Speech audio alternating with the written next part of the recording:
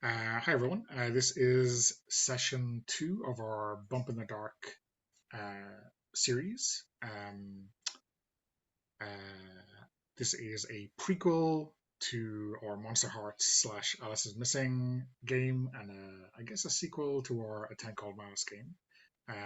My name is Donna. My pronouns are he, him. I'm going to be the keeper of this little campaign.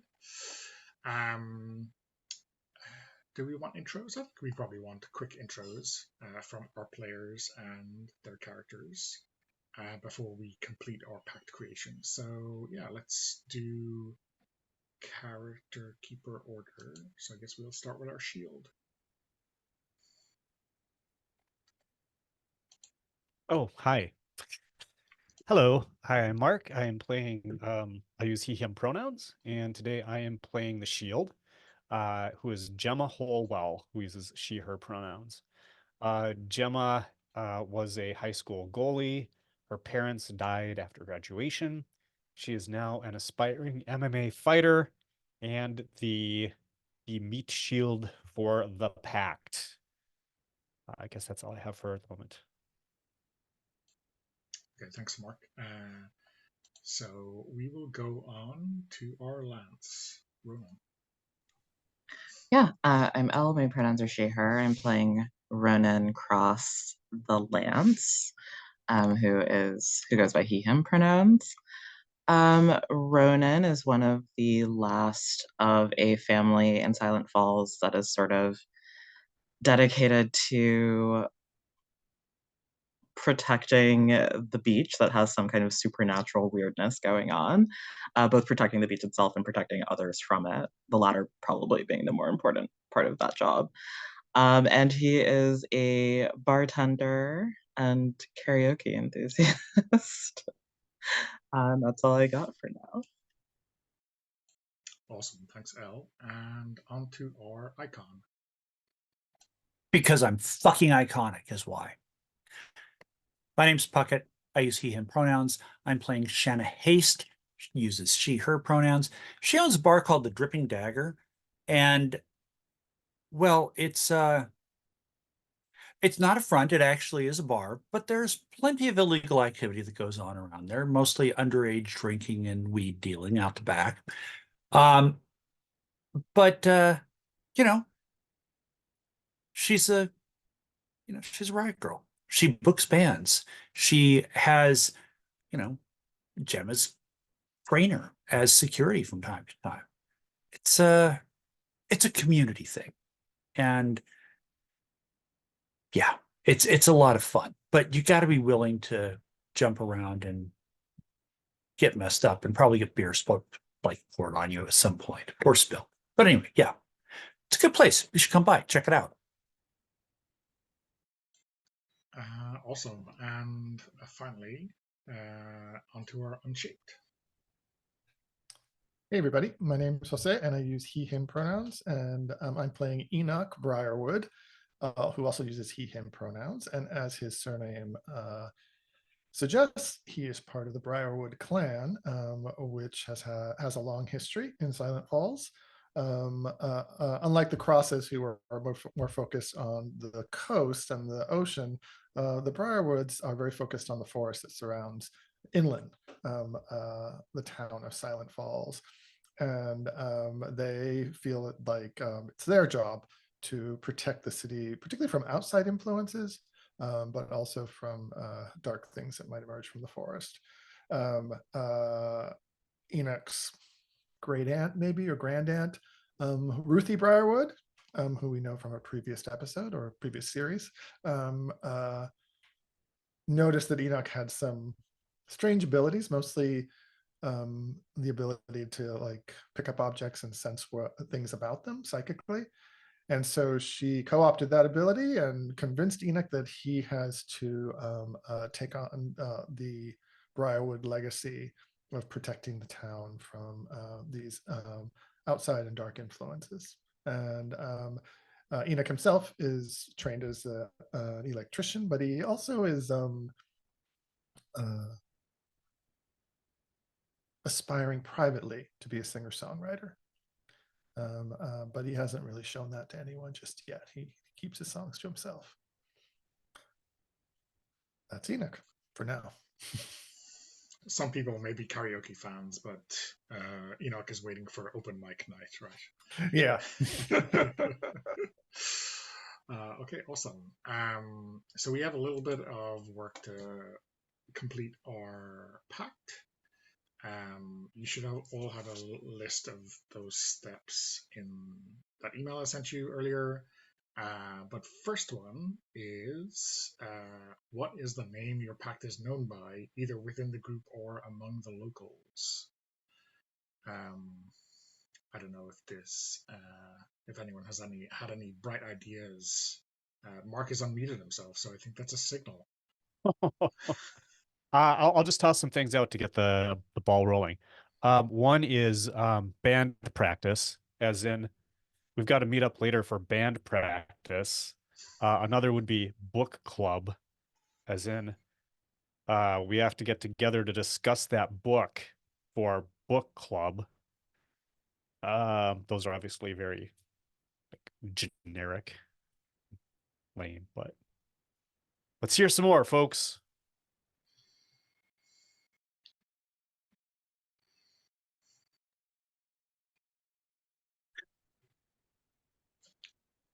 Bucket, what are you thinking? Given the way that we described our characters last time, something like the useless, the screw-ups, the fuck-ups, the mistakes. Because it sounds like we do tend to have collateral damage. We also focused on kind of our youth too, compared to others. And so there might be something about that to put into the The young ones? The youngins, the fuck up kids. Well, if you want to have a I like the fuck up diagram kids. of useless or less than useful things on book club, it would be the remainders, right? Aha. The remainders. Actually, I like that.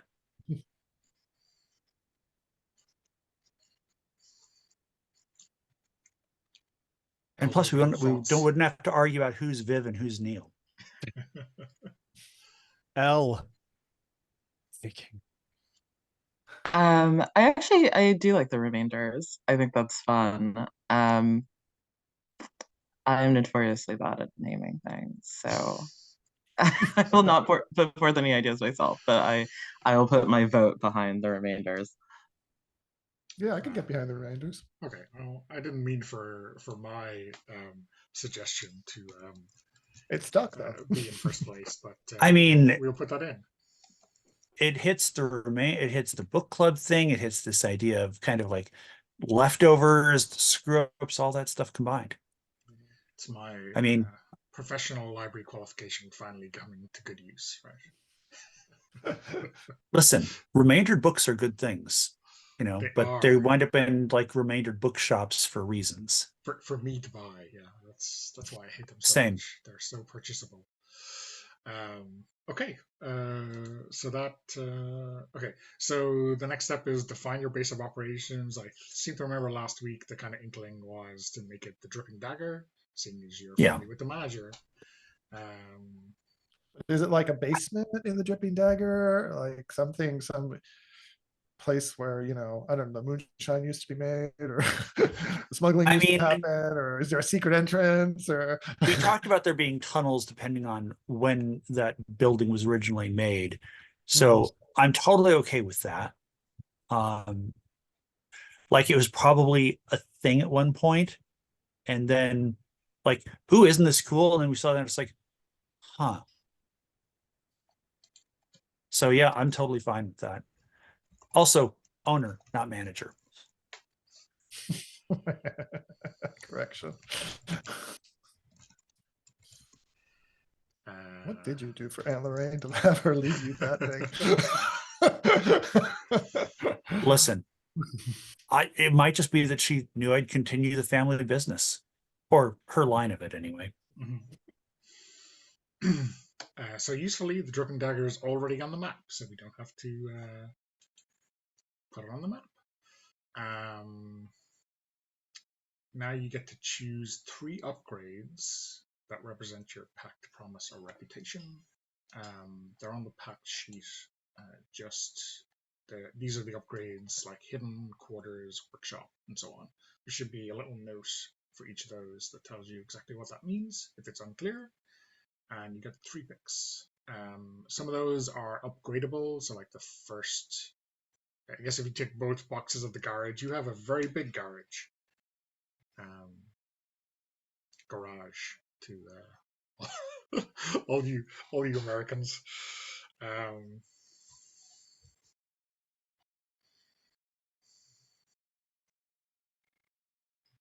I definitely like the idea of having a library and armory.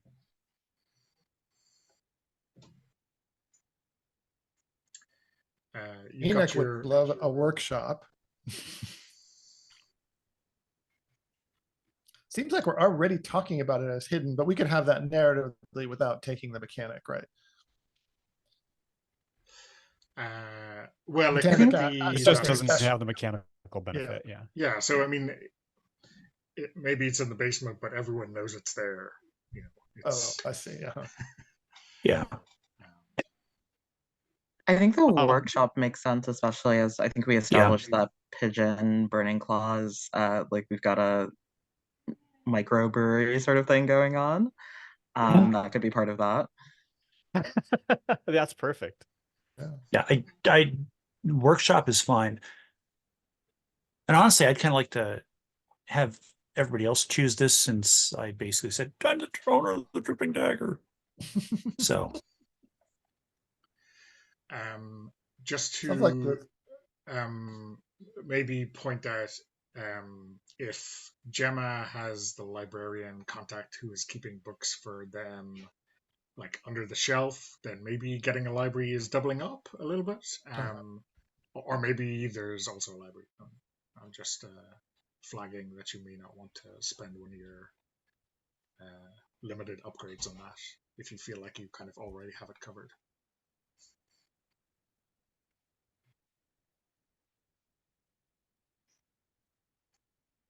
So it sounds like there were a couple of votes for workshop. So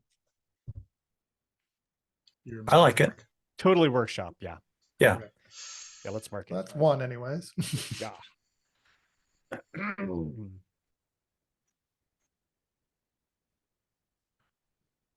Hidden makes sense, I guess, the way we've talked about it so far. But I don't know if we want to, actually to take the. I don't know enough about the mechanics to know if what it's giving us mechanically is particularly good. So I think that the flip side is if Donna decides that the bad guys show up in our base, that they could just kind of make it happen without having to worry about are they able to locate it, those kinds of things. Well, maybe we just Donna, is that take the way secure instead. Yeah, I mean that's pretty good too. Yeah, so I would say if you don't pick hidden, then people who maybe aren't part of your group or your allies might know that this is where you hang out.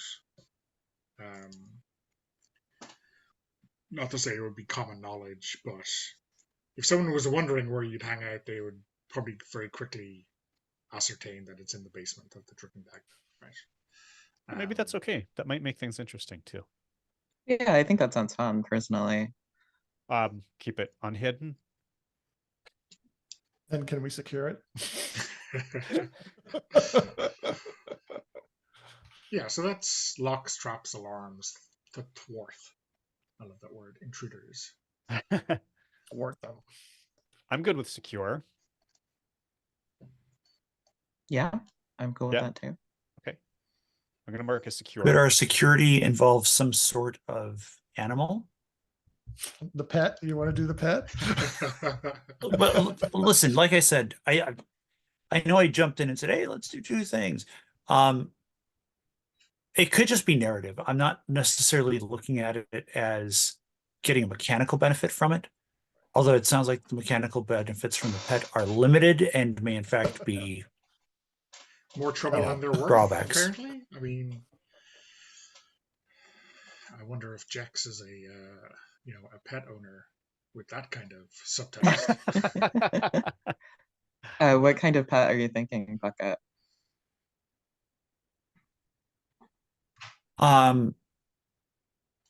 Either some kind of dog or a cat. Like maybe a cat that like a scruffy alley cat or something like that just kind of wandered in one day and never left. And has been known to jump on the head of unruly patrons and dig claws in. But again, I'm looking mostly at like narrative stuff there as opposed to picking a benefit or or using that as a choice for the club. But could we have like, as ridiculous as it might sound, a guard cat as part of the secure? Yeah, it's like it's a big Maine Coon. Yeah. Big even for a Maine Coon. So you want a slot on the NPC tab for this cat, right? Yes. Okay. You better tick that box, so. Should we name the cat Kathleen after Kathleen Hanna if we want to get her in here somehow? Oh, that's pretty good. I like that. You know, personally. I legit kind of love that.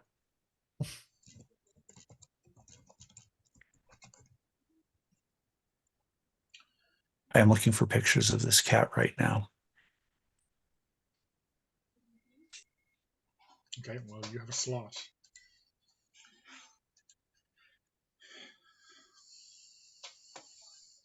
Pact ability. Okay. Okay, so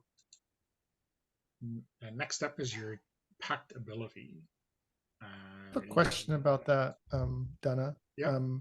The list, the pull down or what's on the keeper is missing something that's in the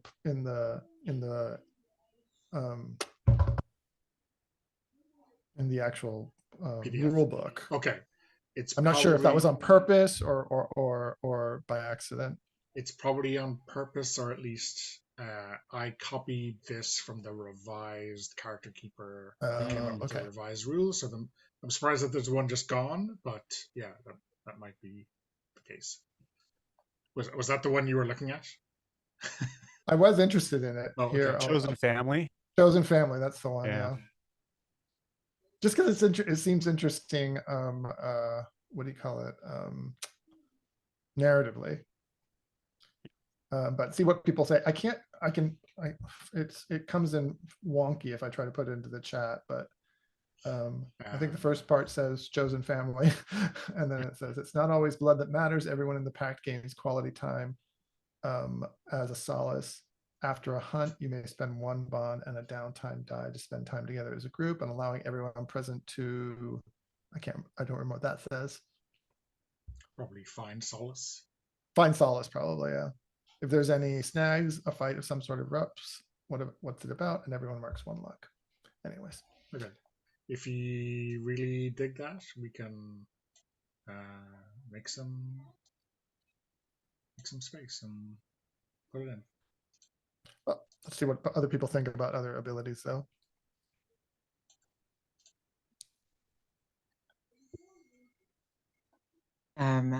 I mean, Chosen Family sounds fine to me. I think if we go that route, I think the way downtime works has changed a little bit for the new playtest rules. Yeah. So we might have to rejigger some mechanics. Yeah, so there's new beats instead of downtime actions. So and Chosen Family is like one of those options. So maybe it's kind of as nice as it is, it's kind of doesn't work anymore. Yeah, or at least every pact has access to it. Oh, I see. Got it. Yeah. All right, we can leave it off. Okay, that's good to know. I did not. Oh, I'm so sorry, Mark. No. No, that's okay. I'm just not caught up on the new rules, so I'm glad somebody is.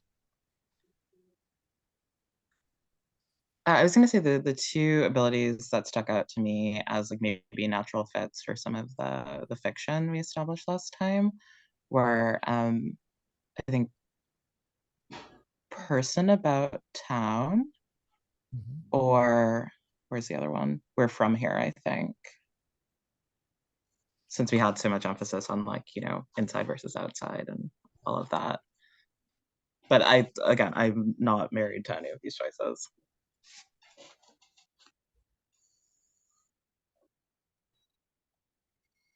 Yeah, so person about town, I like that. And the other one is we're from here. And I think that of those two, I would tend toward person about town just because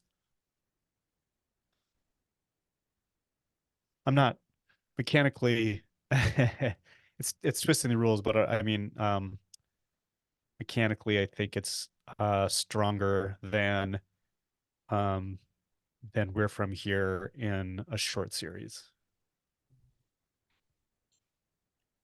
When we come back to the sequel next year, Mark, I'm gonna remind you of this decision. We're not gonna play Bump in the Dark next year. I know you a little bit. No way he'll play the same game twice.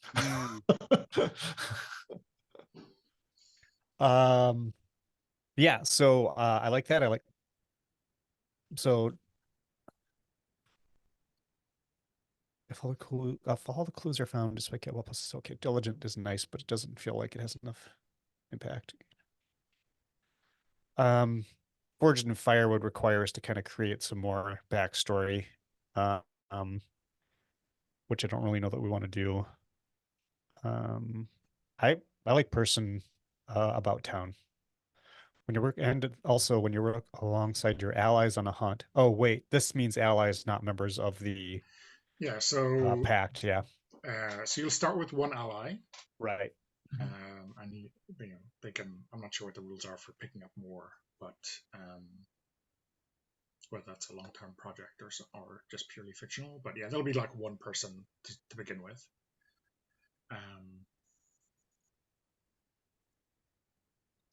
Well, I could certainly use something. Okay. Hold on. Sorry. I'm sorry. Sorry. No, that's okay. It's 8. You're not muted. Before Mark gives us all his pin. Yeah. Or his social or whatever.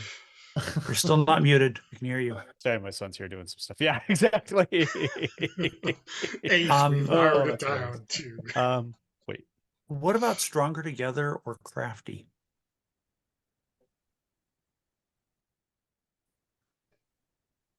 So you were saying Stronger Together, additional Doom box. Or getting a free long-term project. Like, you can do it for free once per downtime. Is that also under there? Yeah, so Crafty is the first ability. Oh, Crafty, sorry. Yeah. Long-term projects. Or acquire assets. So, as I understand it, we wouldn't have to roll and it wouldn't take up a downtime action.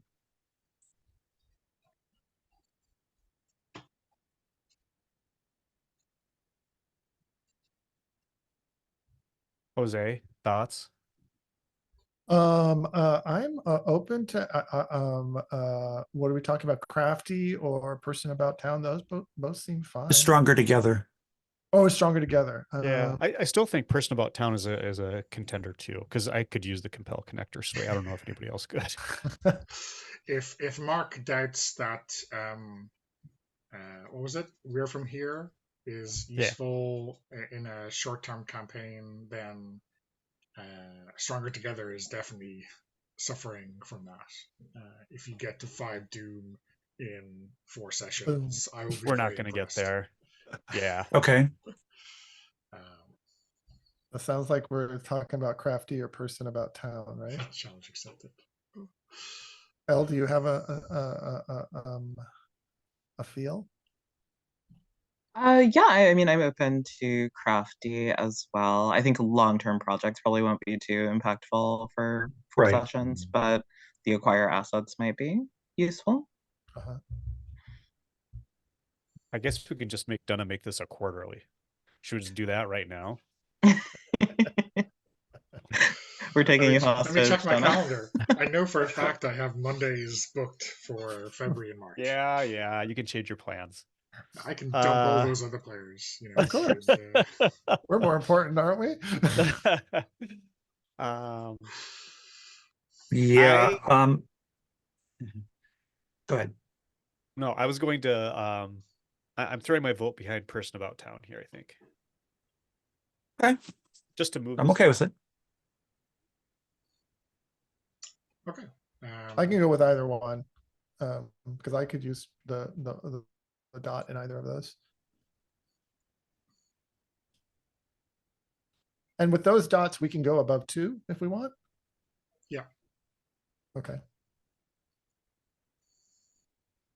Ooh, I didn't realize that. That's Changes your calculus. spicy. I mean, no, but No. but it piqued my interest. I mean, if we're voting, my vote goes Yeah, to Person vote. About Town. But I'm happy with either. Did you say you're Let's voting go for person? Mhm. Yeah. Let's go with person because Mark seems to have a strong opinion about it, and I have no particular care in one direction or another. It's just like, well, looks interesting. So, I'm totally fine with Person About Town.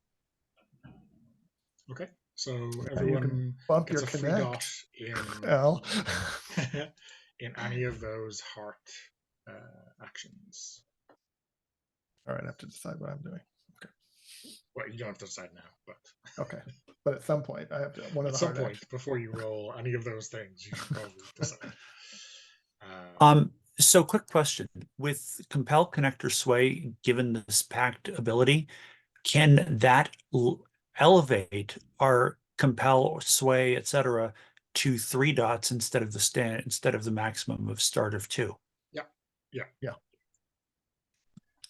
That's what was tempting Al. At least that's my call. This is not part of character generation. If I recall correctly, the rule says you can't go above 2 during character generation. So this is pact generation.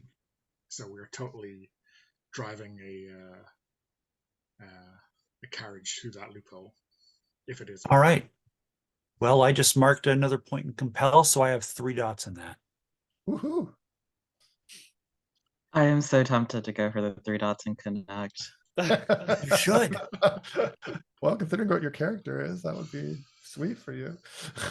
Yeah, I think the Compel could be useful too, and I don't have Just any think in of that that right third now. die in resistance, right? I mean, yeah, exactly. I could power game it another way. So I was just going to say, do we want to power game this?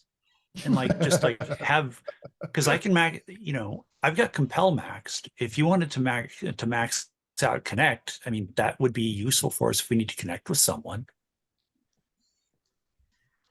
Yeah. I also love to suffer. That's like the other part of this. That's like the bad. But you see, if you max out one thing, that means there's another thing that you might not have anything in, which allows you to suffer. This is true. This is true. I tend to be a min-maxer, so my bad. I'm gonna put the dot in Compel. That gives me an excuse to push my luck a lot to get that third dot in Connect when I need it.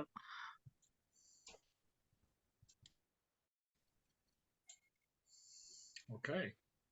All right. I took Sway, just for the record.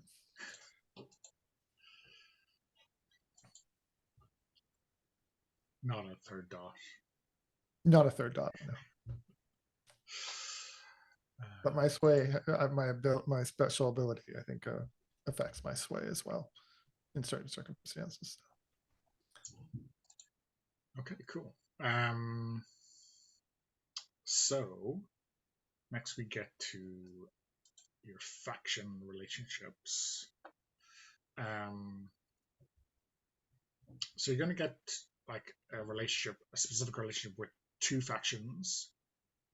One that you've been helpful, or one that's been helpful in the past, and one that you've screwed over in some way. If anyone has the PDF, it is page 100.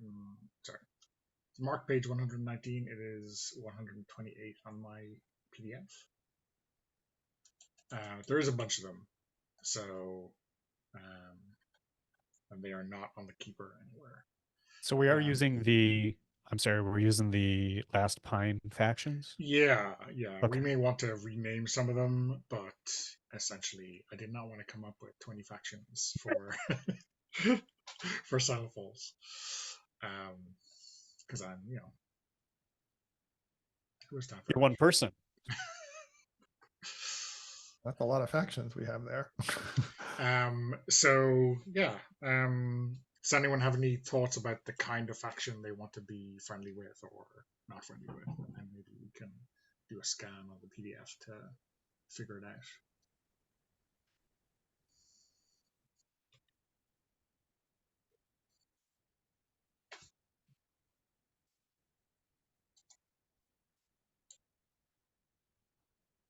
Well, I'm looking at one of these right here on the list. It says Superior Grand Hotel. And I'm just thinking about the hotel, the resort that we have. I don't know if we want to use that one or create something new, but we might be able to kind of mush those into one. Yeah, if we're thinking of it, I would mush it. I would merge that as the resort. Yeah, the resort. Which I guess makes the relationship with their pencil pusher / suit a little bit challenging, right? A little more dicey, yes. Yeah. But we don't have to go that direction. Yeah, there's definitely a possibility.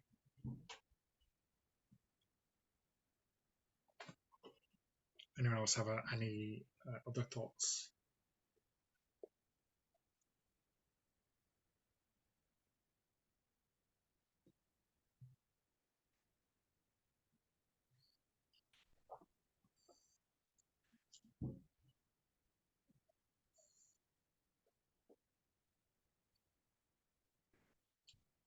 We happy to go with that as the first of those two factions then. So let's just call it the resort, right? Yeah, we had a name for the resort. I can't remember what it started with an M. Maybe that was the Montiero family. Montiero Resort. Yeah. So maybe it is the Montiero Resort. Let me just put that in. So that's our negative one, right? Or our adversarial one. Yes, yeah. If you want it to be slightly negative, yeah. We're choosing one negative and one positive, right? Exactly, yeah. Is that correct? Yeah. I think it makes sense for that one to be negative, considering the history.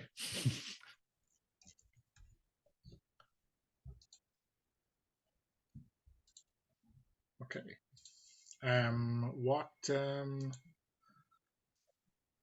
What happened with that?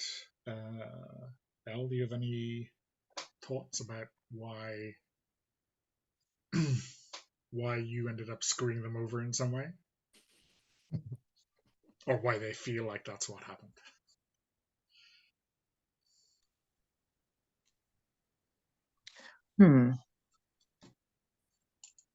Remind me what our relationship with the lackey of the resort corporation is. The lackey is Gail Harrison, who is a suit who works for the resort. He tried to get, or he did get, I can't remember which, Enoch fired because he thought Enoch was spying on stuff behind closed doors. Bastard. Shauna has kind of a friendly relationship with him in that, if there are employees or guests who are, have had a few too many, let's say, he gets them into trouble and is generous with the bribes. So yeah. Go ahead. I'm just gonna ask a question and to throw something out there. Could it be related to something that Enoch saw in the resort that like hints toward maybe more sinister plans, whether mundane or supernatural, I don't know. But we know something about the resort that they would not want getting out. And thus they have an incentive to suppress our activities in town. I don't know. Please watch us, keep a close eye on us. Yeah. Yeah. So what if the resort has plans to expand into it's the Briarwoods who protect the forest, right?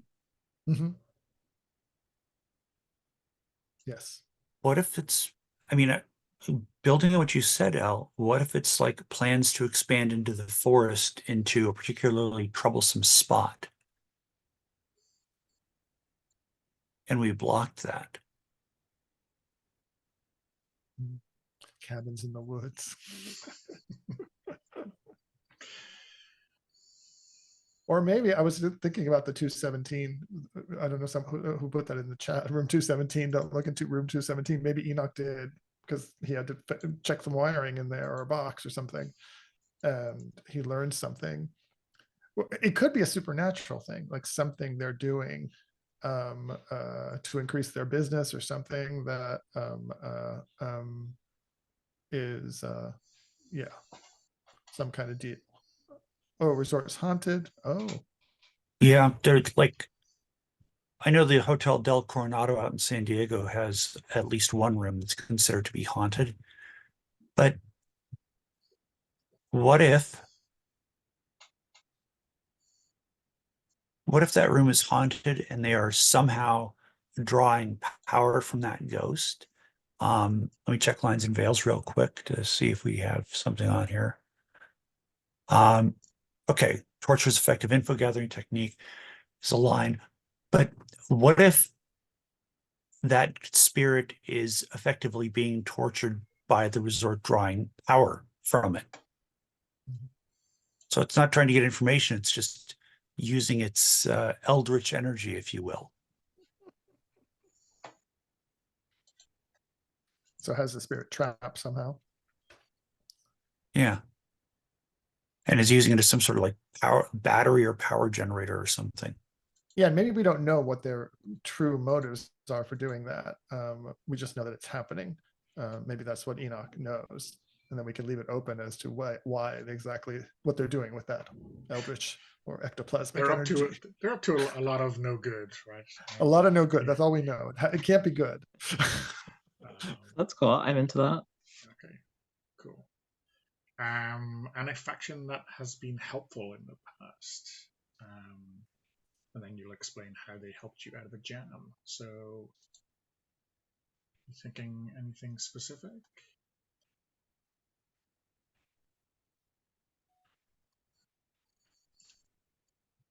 Remind me what the numbers, the Roman numerals mean after each one? That is the tier or the kind of power level of the faction.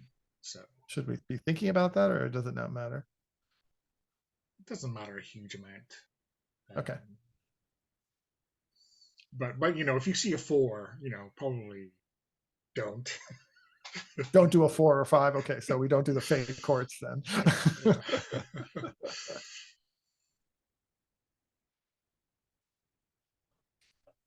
Like the mining company is tier 5, right? Right. Well, there was a thread in the previous game that there was a coven of, what were they called? The Mud Witches that were in the forest. So I'm just looking at the conclave of covens here. A yearly gathering of witches and warlocks who banded together hundreds of years ago out of shared concern for the state of the mundane world. Yeah. That's a possibility. I don't have anything jumping out at me around that if other people have other ideas.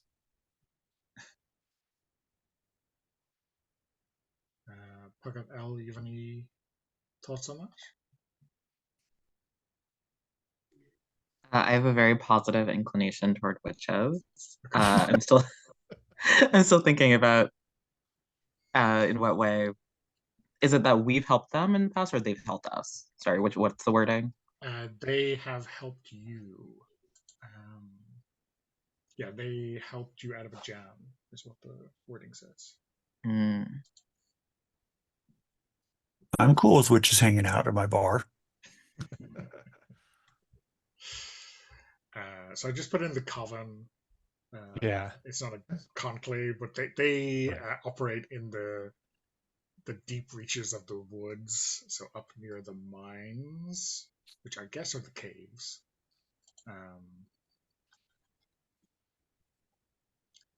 Yeah, that's great. I love it. Although most of them don't drink, they don't pay. Like all of them have an open tab at my bar that they will never have to pay, even though they don't drink much, which might be part of it.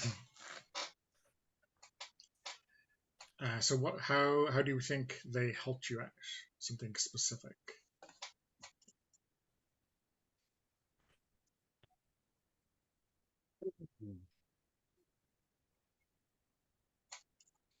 Some kind of ward, maybe?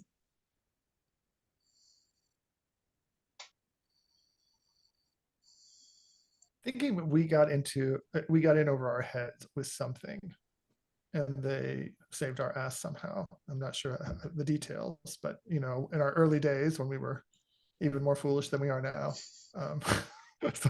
something really went sideways, and they somehow got us out alive. Mm. So you think you got lost in the woods, or hunted in the woods?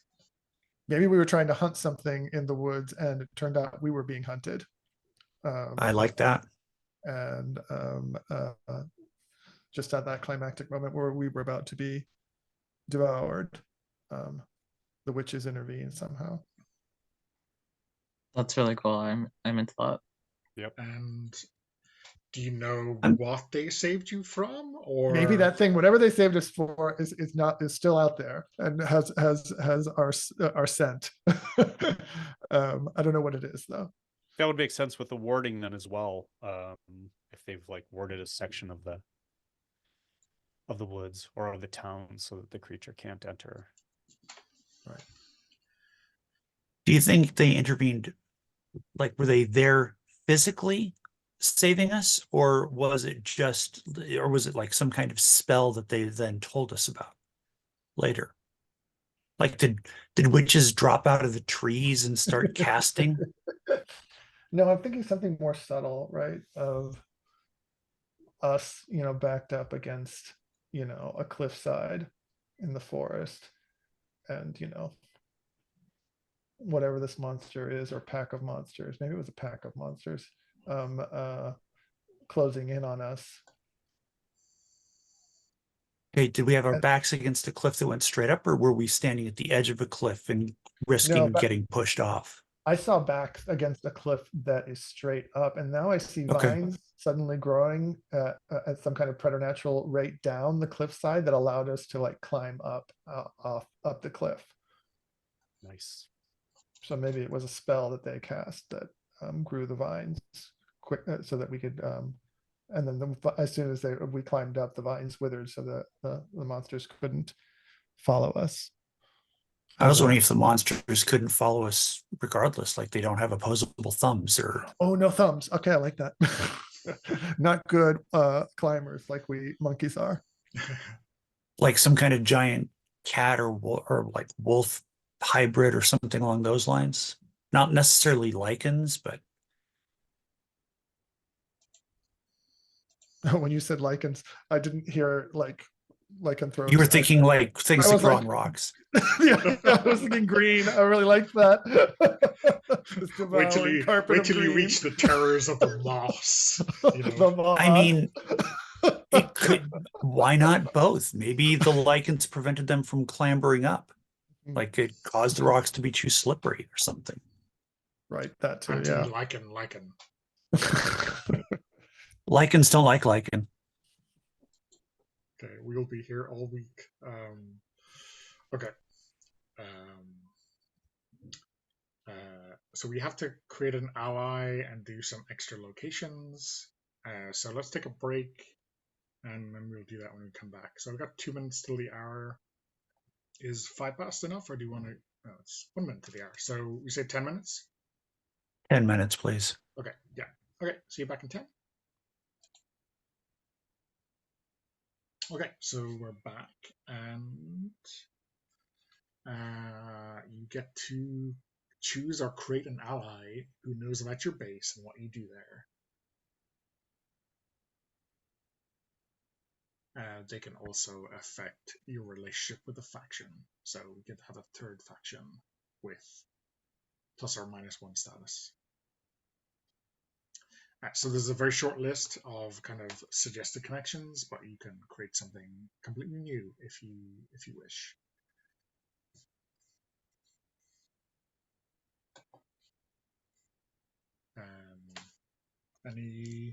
Any thoughts or preferences, Jose? Should it be someone in the NPC tab, or is it someone from a different list? Oh, so there's a list that I put into the email where I have the stats. Oh, in the email. So I'll read them out. So this is just a suggested list. There's you're not tied to this.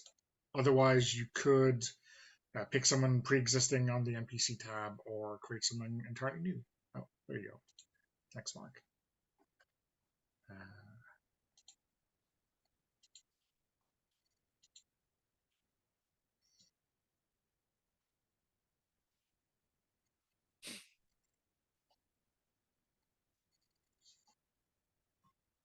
You put a haunted doll on the list. I mean, Are we not? Are we not going to choose the haunted doll? Yeah. I did not put a haunted doll on the list. It's obligatory. If you played our haunt, the haunted doll is the best character.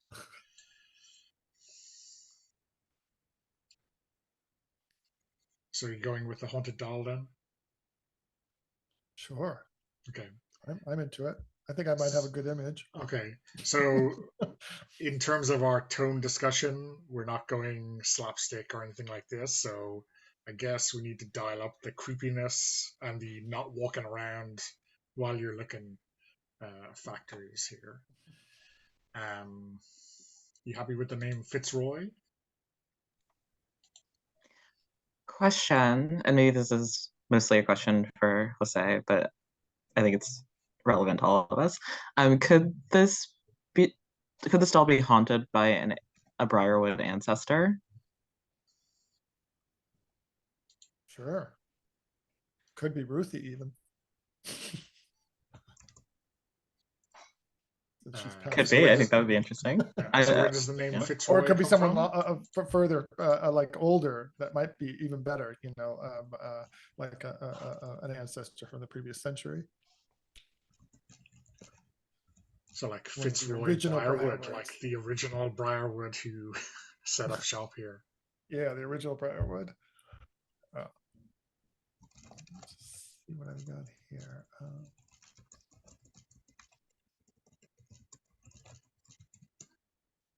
Okay, I'll leave the picture. I'll find the picture in a moment. Yeah. Do we think that Fitzroy is particularly friendly with any faction? Oh.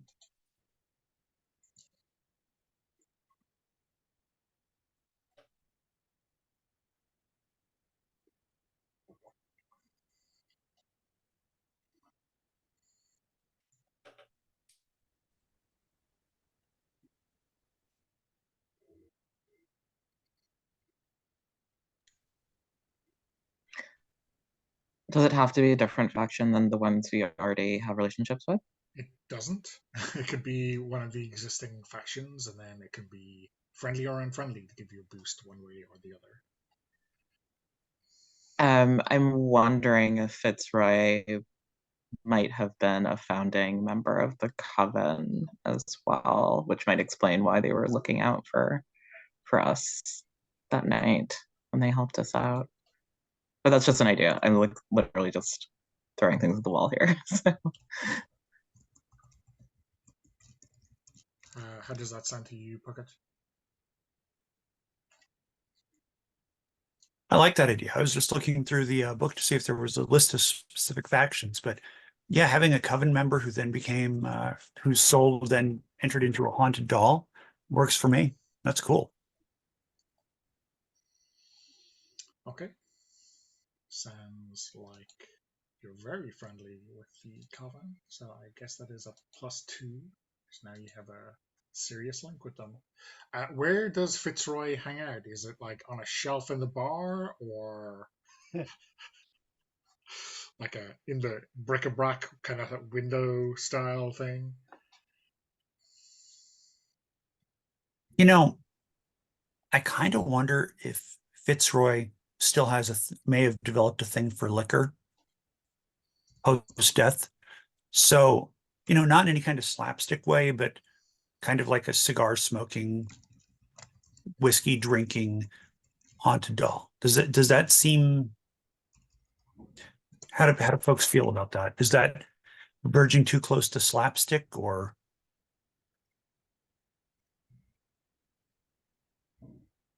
I like it. I'm good with that. Yeah, I'm Okay, so fine with that as well. maybe Fitzroy just hangs out on a shelf in the bar, and every once in a while, somehow there's suddenly a shot in front of Fitzroy.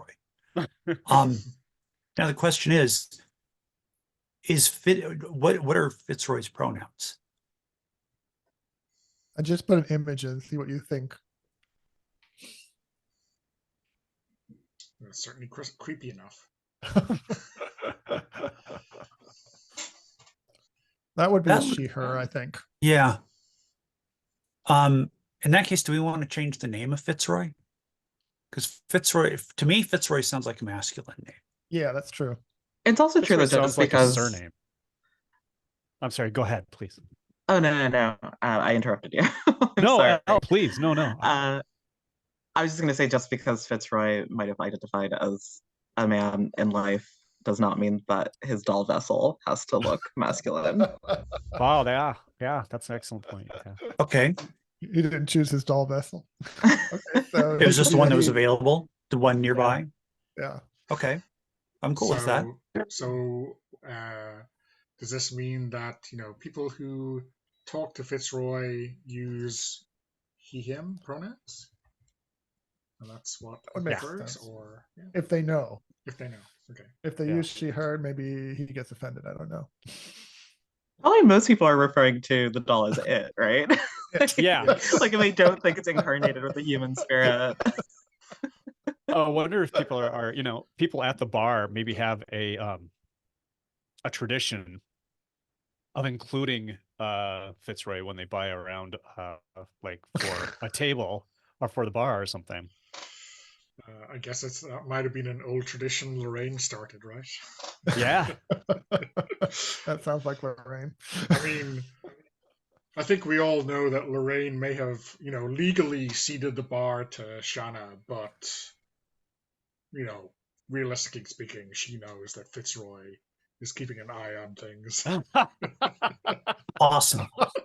Yeah, that's super cool. Does Fitzroy report back to Ant? Who's the real power here? Yeah. Okay. Awesome. So our final step is to develop Last Pine. Going clockwise, so I guess character order, each player chooses one unlabeled location on the map and labels it. Ask another player to introduce a rumor about the location. If it makes sense, we can create an NPC. So in the town tab, there should be 6 empty spaces. So you can pick whichever one makes the most sense. Mark, I guess you can go first. Let's have a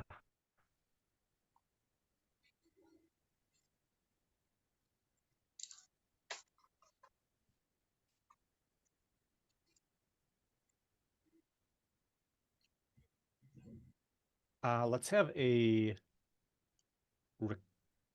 recording studio. So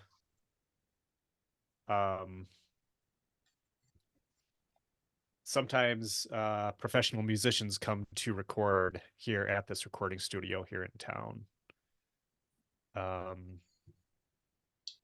where And do you want it? Near the Dripping Dagger or closer to the kind of 10 hole? closer to the lake. Is So that like across from the 10 hole on the other side of the lake? yes, yes, yep, that works.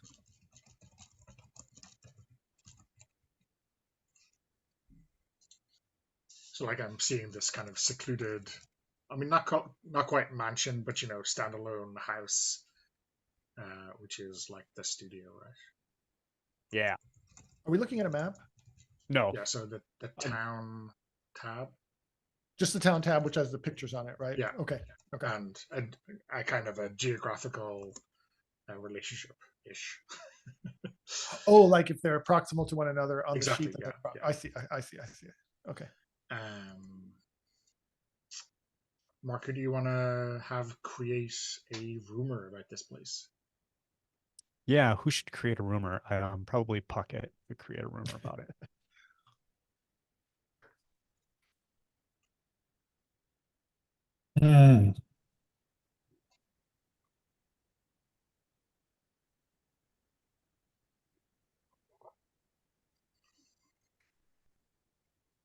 So let me look up something on Wikipedia really quickly here.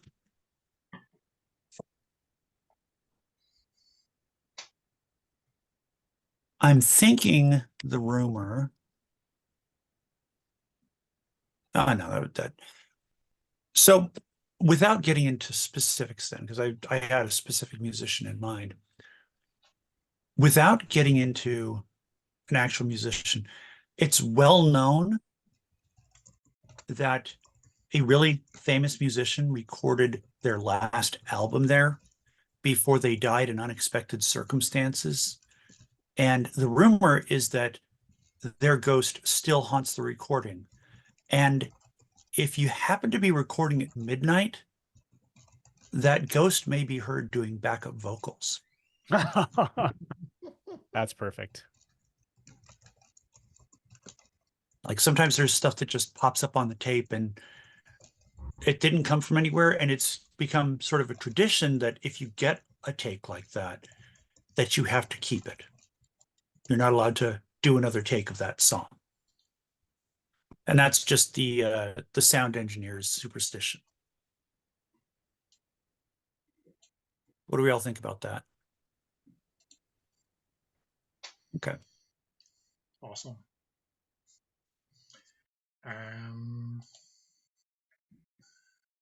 Al, how about you? Do you have a location in mind?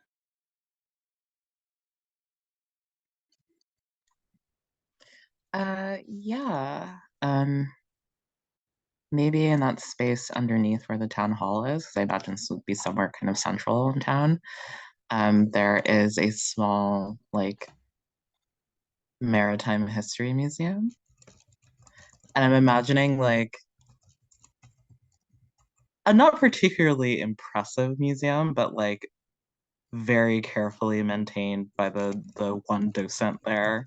It's like maybe like 2 or 3 rooms, right? And there's like one very enthusiastic guy who will give you a tour if you show up, and tell you everything you needed to know and never knew you needed to know about yeah, the coastal region of this area.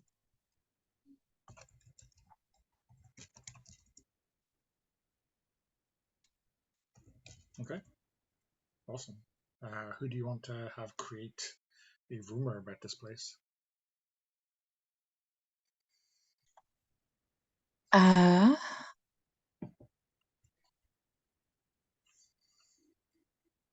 Mark. Let's see. I should pull up those notes that I had.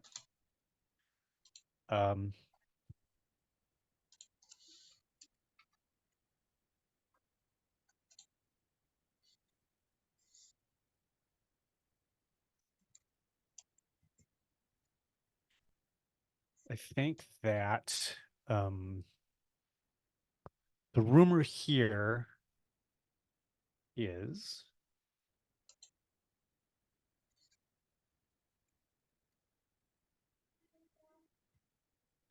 the rumor is that the proprietor, or I'm sorry, not the proprietor, but the docent, actually was the sole survivor of a shipwreck off the coast of Silent Falls.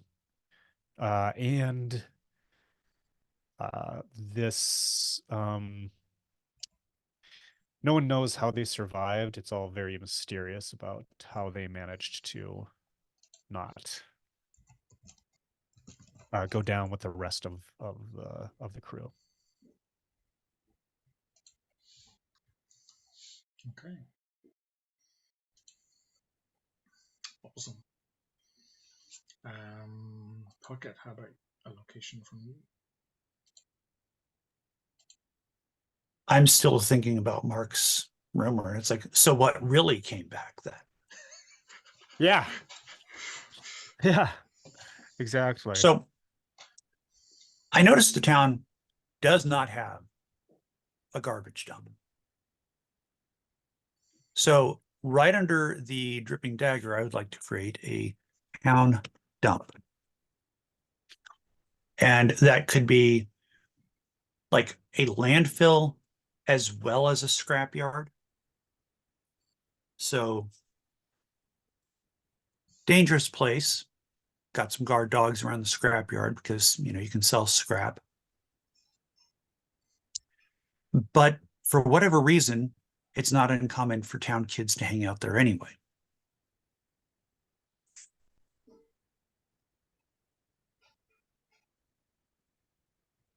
And that is right by the, well, I shouldn't say right by the, it's a few miles away from the dripping dagger, but it's closest to the dripping dagger because I noticed that's the side where seems all the industry is, like the mines, the sawmill, you know, everything else is like a state park, an old barn, a lake.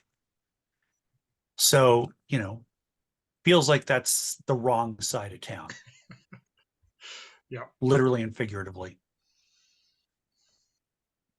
You should move the train station over so you can be on the other side of the tracks, right? I'm okay with it. Yeah. Who do you want to have create a rumor about this place? Elle, do you have an idea?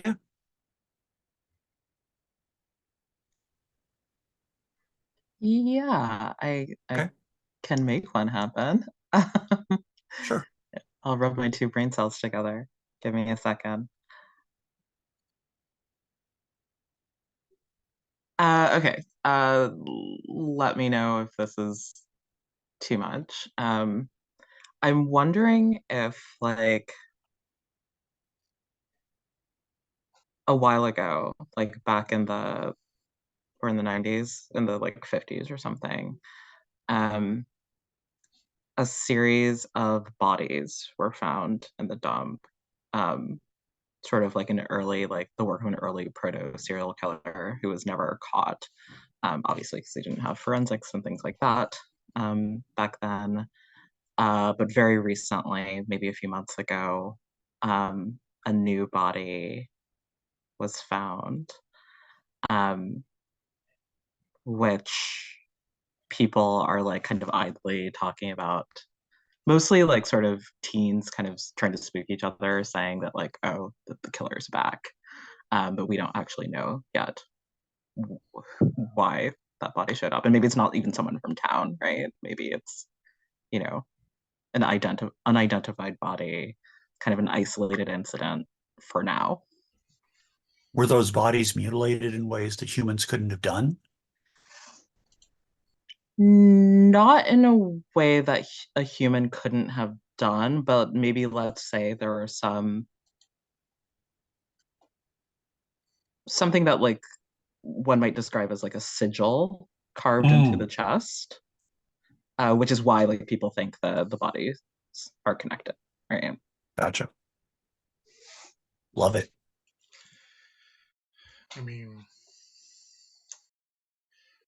two of these players remember what happened to that poor old accountant, Mr. Wallace, 20 years ago. Who knows? Okay, awesome. It's pretty gory.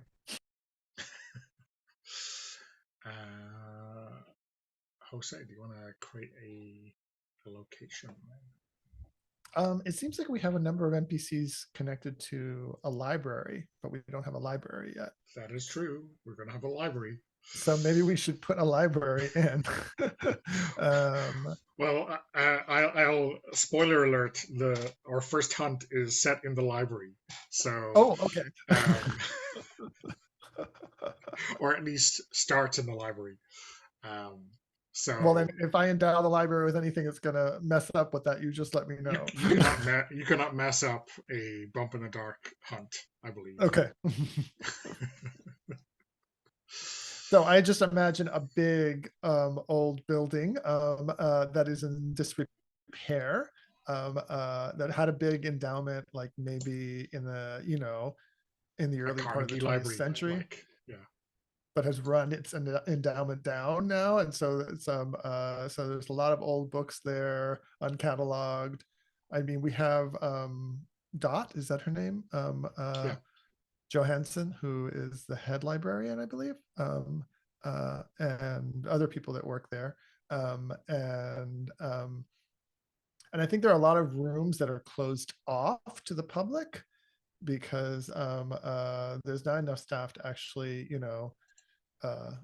manage a library of this size anymore. And so the staff that are there are a little bit overwhelmed. And, it's one of those libraries where, books are always seem to be moving from place to place and won't stay organized for very much time. Maybe furniture moves as well.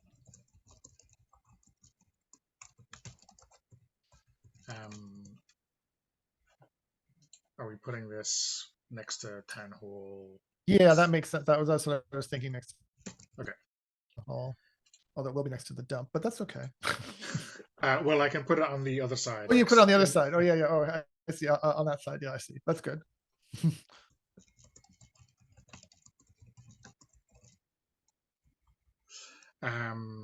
Who do you want to create a new rumor about this place? Let's see who hasn't done one yet. I think you might have been the player who didn't. I think it was. Oh, I'm the one who hasn't. Yeah. That's okay. Mark, why don't you create a rumor about the library? Oh, geez. Oh my. Let's see. Oh my. Yeah. Rumor about the library.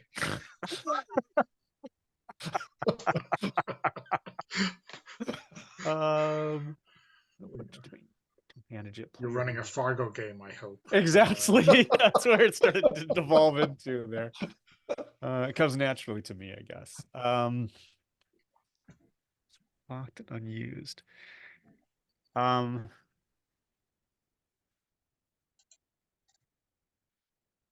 wonder if the rumor is about. Oh, wait. So we have an NPC who is a.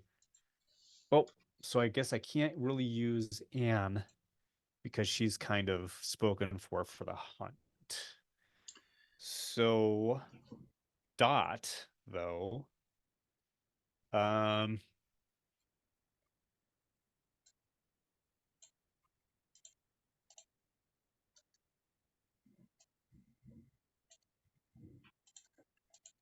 mean, these are only rumors, right? So you can definitely make up something that may or may not Yeah, be true, yeah. right? So right. I was just trying to find something that was or there could be a third staff member. I think that the rumor is that the library the rumor is that the library itself has is magical in some way. Like it has a conscience, It has consciousness, or is Sentient library. aware. What's that? Like a sentient library. A sentient library. Yeah. Yeah. I was trying to go for something a little weird, and a little out there rather than something more mundane. Is that acceptable, Donna, or is that a little too How is that evident, or how is it how is that like? manifested? Yeah, Um, doesn't give you books it doesn't think you should have, right. Yes. Or vice versa. Yes. or Gives you the make books sure you you think have the you books need. that will lead you in exactly the right direction in life. Yes. Like there might be books on record that cannot be found on the shelves.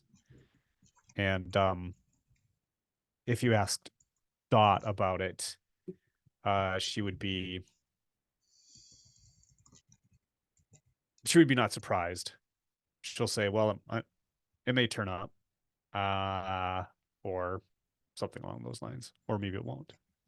Do books just kind of seem to randomly fall off the shelf when you happen to be in an aisle perusing something? If it's something, that's important to you, then I think it probably does. If the library thinks that you deserve it.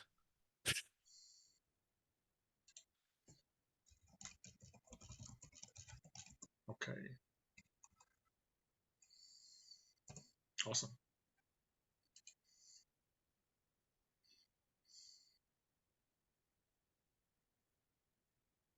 Okay, cool. Oh, that's awesome. So I think that's it. That's our prep. All right. So we should jump straight in to this hunt, which will suspiciously start at the library. Let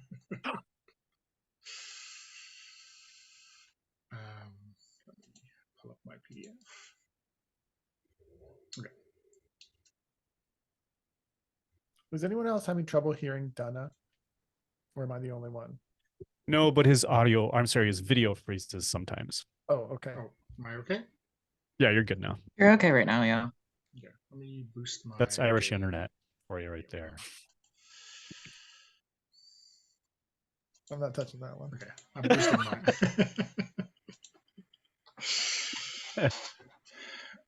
If you think you heard a rant from me earlier about other things, wait till you hear me complain about the Irish internet. Okay. So I think our straightforward lead-in is Gemma, who maybe doesn't spend as much time at the library than her aunt Dot would like, but why are you at the library today, Gemma? Is the question I'll ask. Let's see. Should it be mundane or juicy? I think that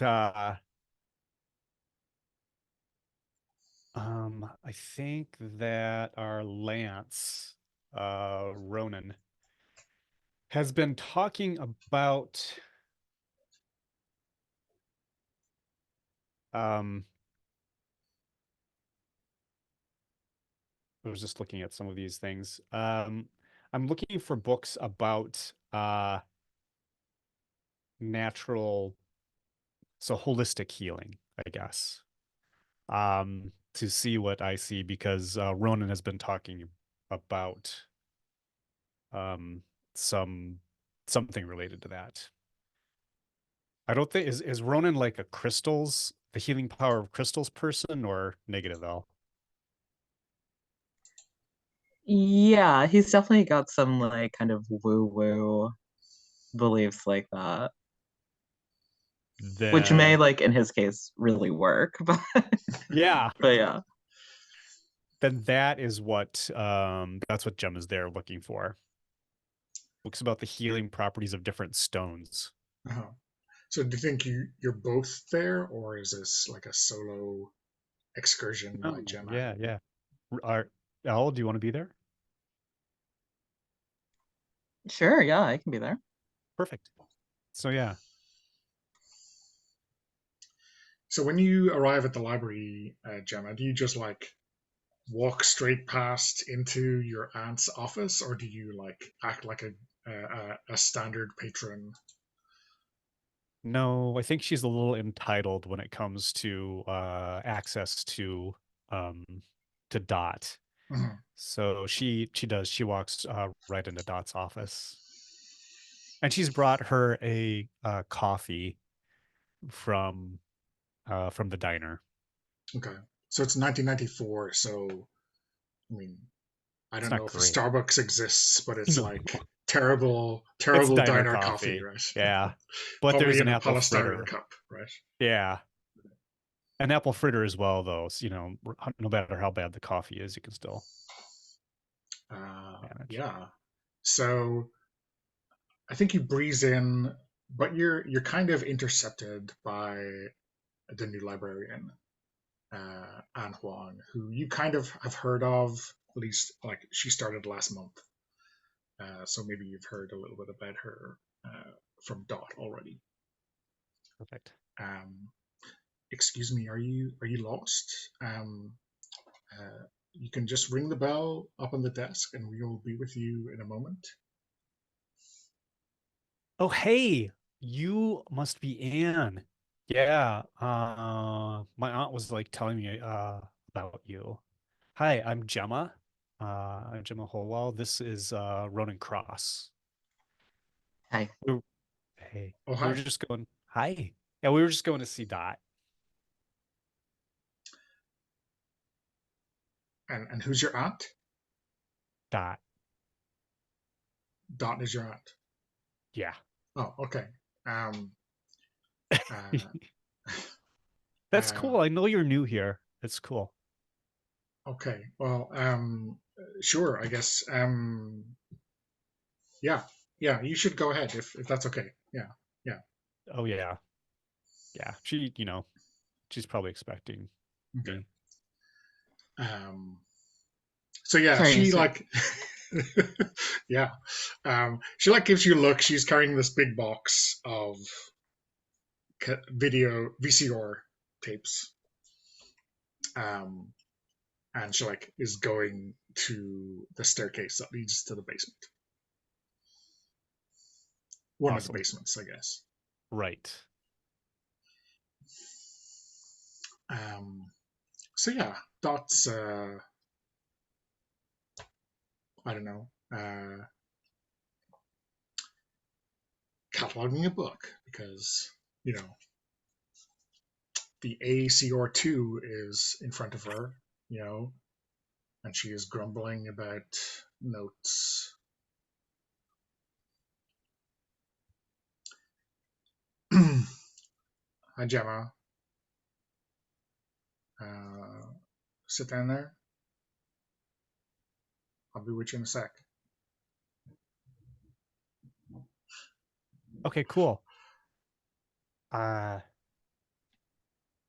So anyway, Ronan, do you think it's like, oh, I'm sorry. What's up? Oh, hi, Ronan. I didn't notice you there. I can hear like Gemma breathing from, several stacks away, but you're, kind of silent. That's Hi. very flattering. I mean, it's nice that your aunt is so like in tune with your vibe, Gemma.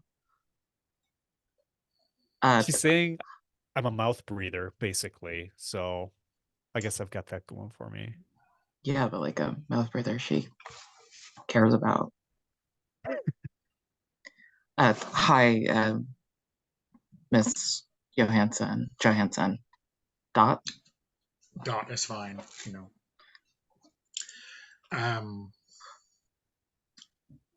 What's going on, kids? Oh, you know, What? I brought.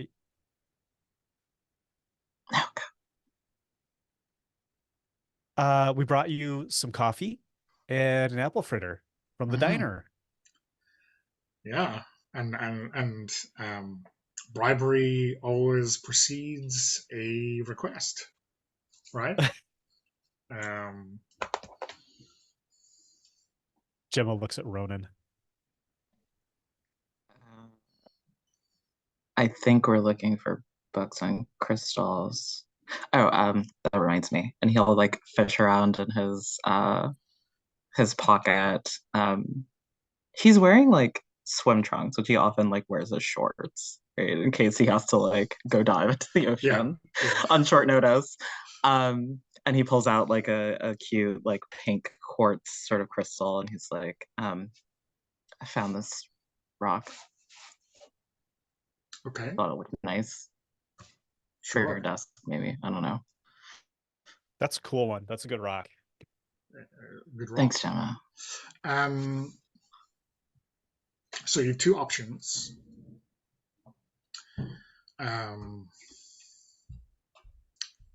Geology. There's a lot of old stuff there from the mining company. We got a collection when they shuttered back in '81. A lot of technical stuff, a lot of photographs, a lot of. There's actually a physical collection too, up in 3A. Yeah, or it's probably not exactly what you're looking for because it is scientific. But if you go down to the folklore collection, there is going to be some less attested insight into various crystals and such. So you've got a choice. You can either go through the microfilm, which I know everyone loves, or there's some old Betamax from some kid to the school project back in maybe not before my time, but before I knew about it, which could be interesting. Some nice, interviewing grandparents, all that kind of stuff. So that's the folklore collection. So it really depends how dirty you want to get your hands and how much time you want to hone your research skills. Too much like homework, Gemma, or?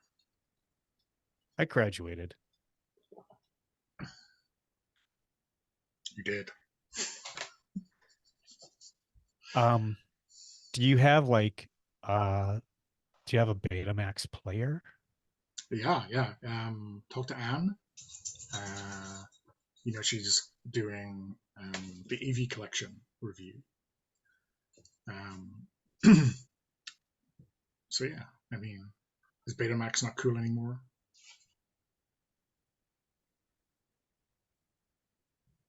Was it ever Ronan? cool? I don't know. Ronan, do you want to watch some videos about rocks? Yeah. Okay. And there's no irony there. Like, he is super excited to watch these videos. Okay. Yeah. We'll talk to Anne. Okay. So let's while you're beginning your research, let's cut back to Enoch and Shanna. Are you perhaps both at the Dripping Dagger, or where do we find you? I'm definitely at the dagger. You've got Aunt Lorraine's spot at the edge of the bar where she does her business from. I keep checking in my watch. I was like, where the fuck is Ronan? He was supposed to start a half an hour ago.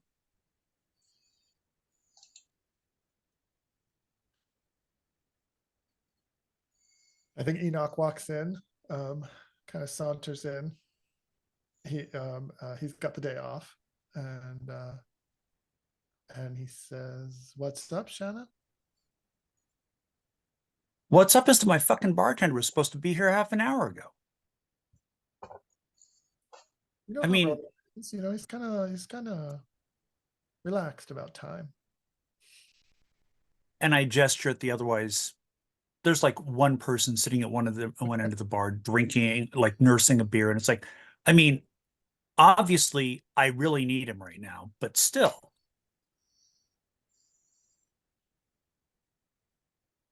You okay, Shanna? Is this really what this is about? You seem tense. Enoch, am I ever okay? We need a good hunt, don't we? We haven't had one Look. in a while. Do you need a drink? Do you want a drink, I should say? It's 11 a.m.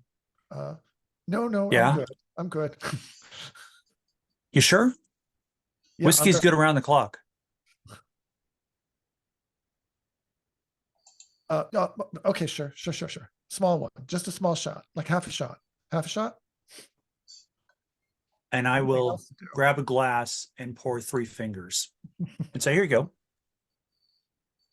Cheers, Shanna. Here's to I'll pour another one for finding myself. A job soon, so we Look. don't kill each other. I'm antsy,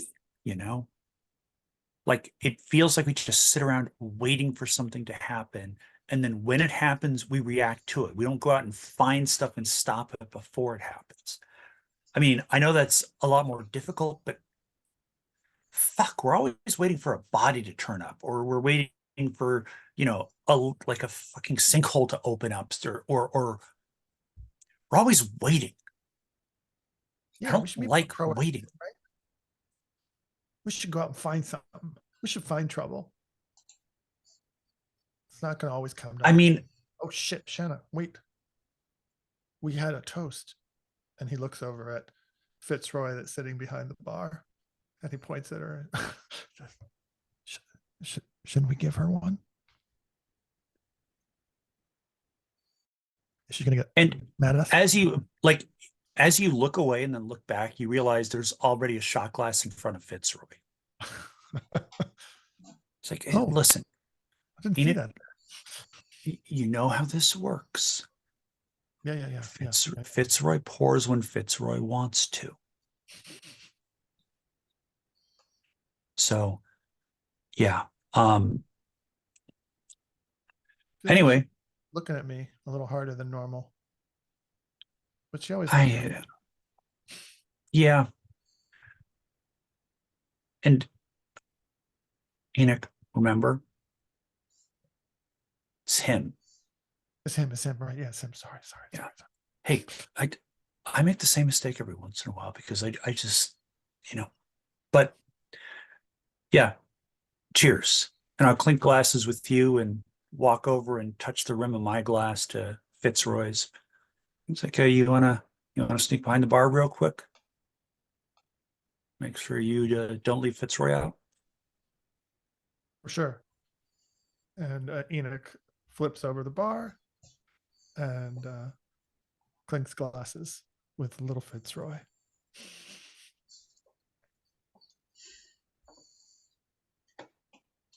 But yeah, I definitely think we should be more proactive about this stuff because I don't like only being able to do things after someone has already had their life maybe not wrecked or ruined, but certainly altered by any of the stuff that we deal with,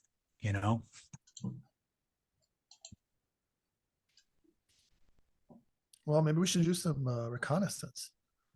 Won't find anything here sitting in the bar. I mean, Ronan's going to give us shit if we go to the beach. Whatever. We go to the forest. Could. But I have this problem with no bartender. Oh, right. Hang on a second. And I'll yell down the bar, hey, Jim. Yeah, yeah.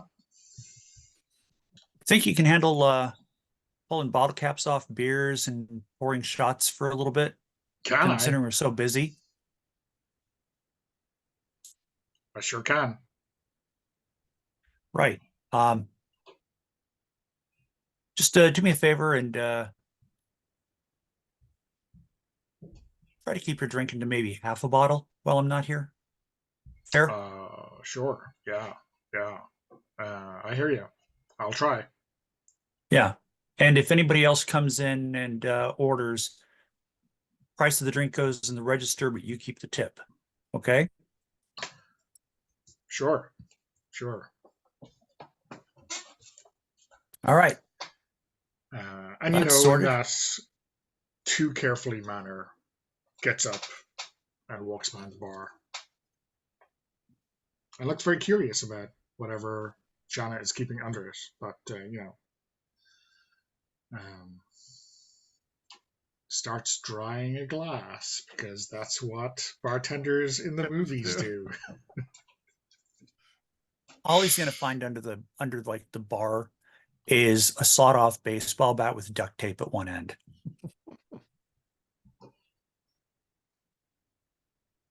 All right, Enoch.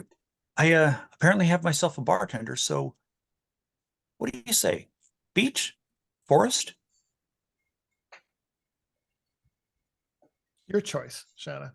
And he slips by Jim as he's leaving the bar, and he whispers in his ear, "She's going to count every bottle, so you be careful." Tell you what, I haven't been on a nice walk in the woods for a while. Oh, Donna, it looked like you were starting to say something. My bad. Jim was about to say it wasn't his first rodeo, but I think I've asked Jim to do this a few times in the past, which is why I know to sell no more than half a bottle. Okay. So where? I guess where are you going, and how are you digging into looking for stuff? I will make a pronounced show of holding out my arm to Enoch so that he can slip his arm through it to escort a lady properly and say, "Do you fancy a walk in the woods, my dear?" Sounds good. You're driving, right? I mean, yeah, you're right. You've had too much to drink. I think Enoch is a lightweight. Everyone knows it.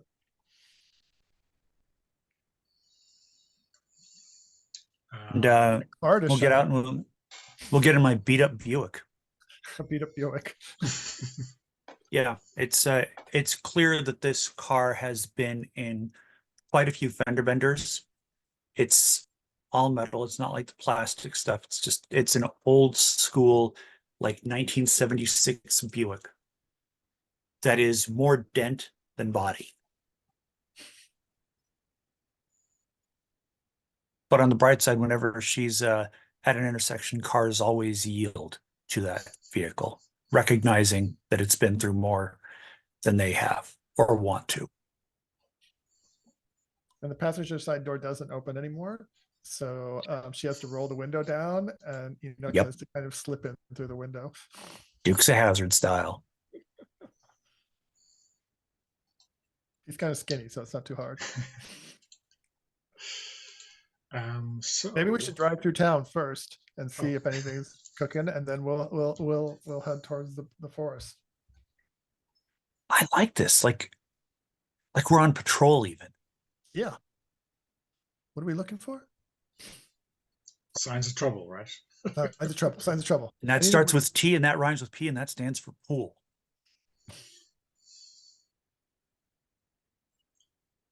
Maybe we should start the pool hall. What do you think? Is there a pool hall? I think the pool hall is a bar with the pool tables.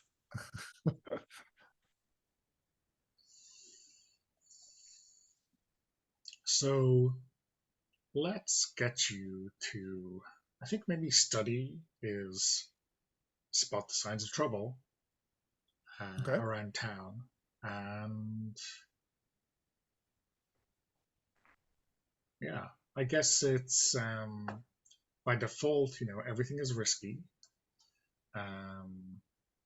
So do you want to like play it safe, or push things to be a little bit desperate? Or are you happy with just the default? What do you think I say? I think the default is fine to start with. And you're the study master here. I'm the one, I have the best study score of everybody, so. Yeah.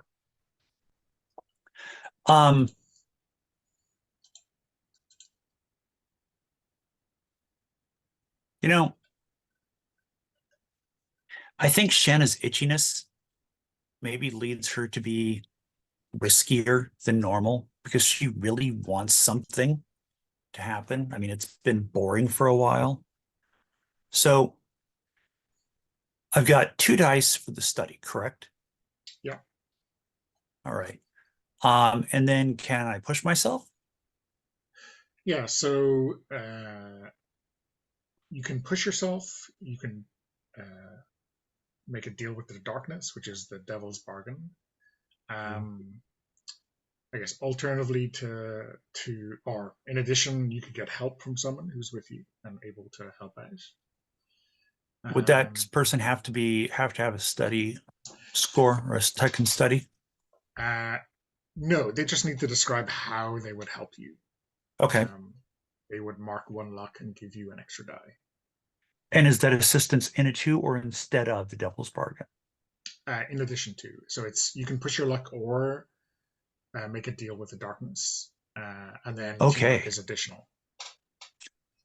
Let's say, would Enoch like to help look for trouble? Sure. Okay, so there's 3 dice. Tell me about a deal with the darkness here. A deal with the darkness. Well, this is open to the entire table, so if anyone else has an idea that they can definitely holler. I think your car is known to the resort. There's only one like it in town, so I think. Yep. Someone, perhaps even Gail, who is getting a coffee at the local cafe, might see you and might know you're up to something. Okay. And, even if they don't know for sure that you're interfering in their business, that's a fair way for them to bet. Okay. Anyone else have an idea? My first thought was maybe you notice you're being tailed.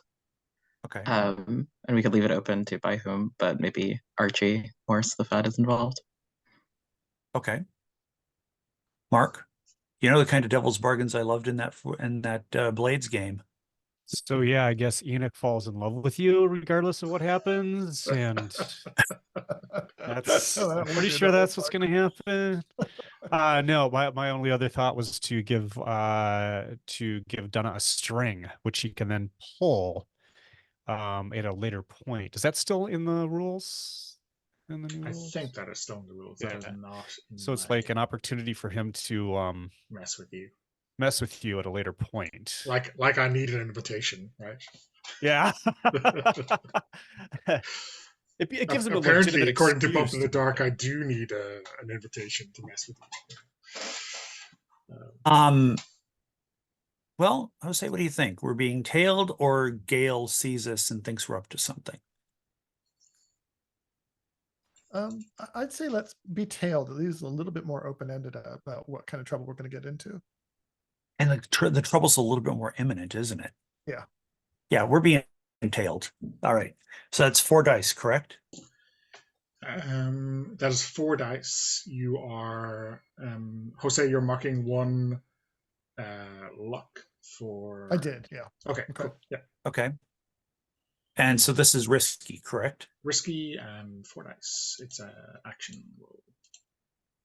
Yeah. Okay. Enoch's just hanging out the window, studying the streets to see if he can find anything that's different. He's not good at this, but he's trying to follow Shauna's lead. There's a 6. Okay. Strong hit. So yeah, there doesn't appear to be anything immediately going on. But I think Enoch, because you're like sticking your head out of a window like a dog, I guess. It's like a dog, with Yeah. tongue out. I think you get the whiff first. Uh-huh. You're passing by where?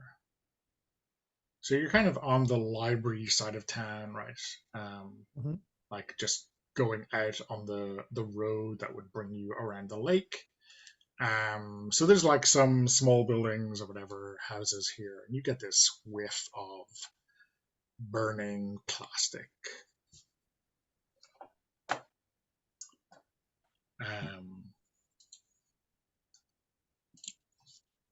Ugh. Do you smell that, Shauna? Where's that coming from?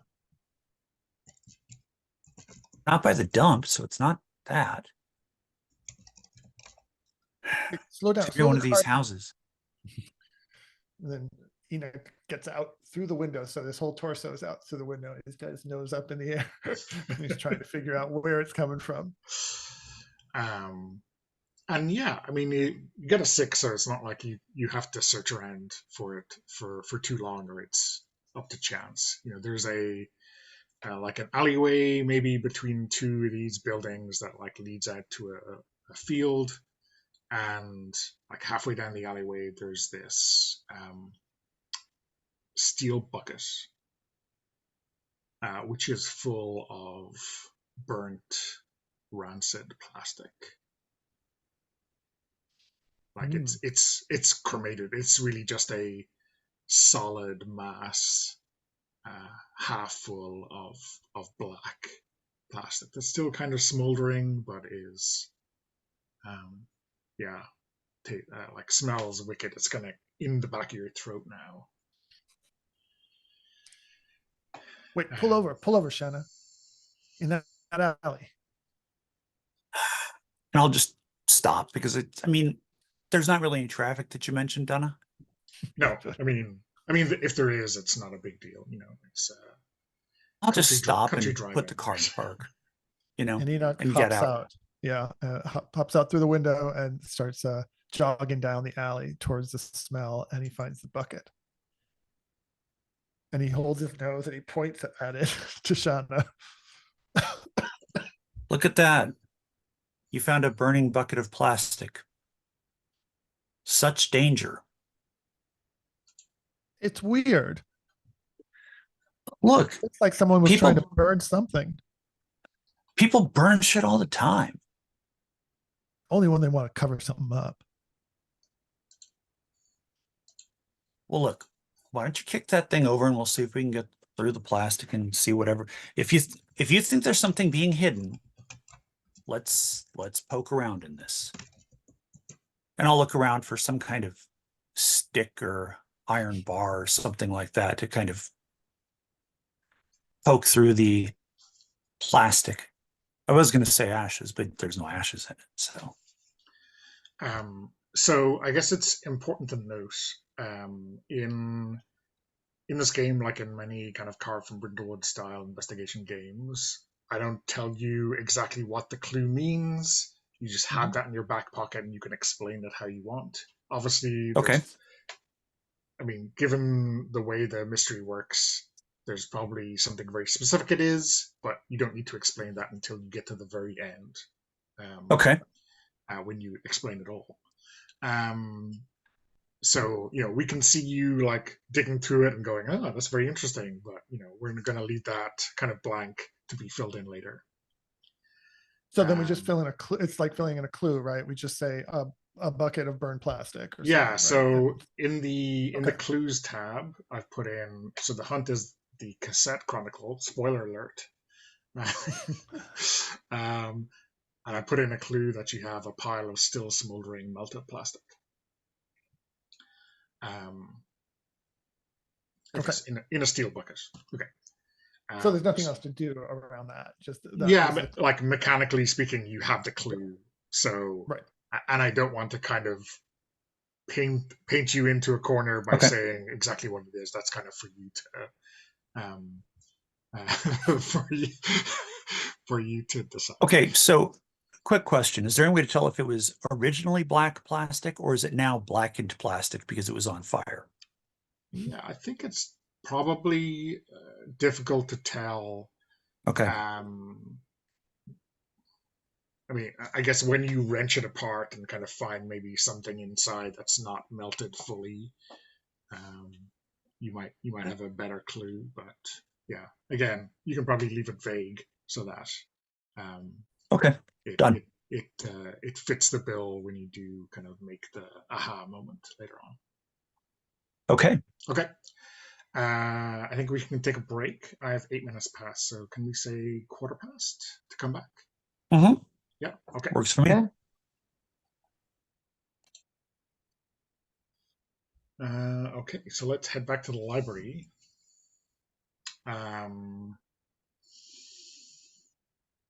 Gemma and Ronan are heading to the folklore collection, right? Which is definitely in the basement.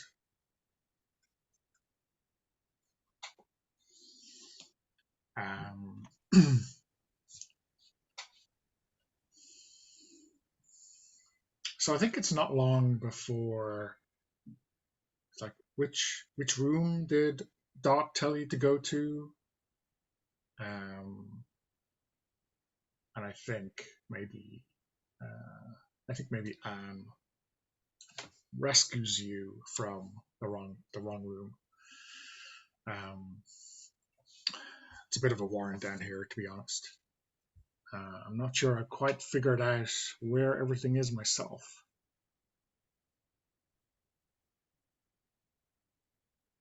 You down here looking for something specific? We heard you have some cool tapes about rocks. Yeah. Okay. Yeah. It's kind of interesting because I'm missing some tapes. So we have to do a lot of restoration work on the collection because there's so many different formats and some of the stuff is quite old and she looks guilty as she says, maybe not well maintained. I don't know who was in charge of this collection before me, but I don't think they took their job very seriously. So I brought in a technician to help with some of the, crazier formats, and he didn't show up this week at all.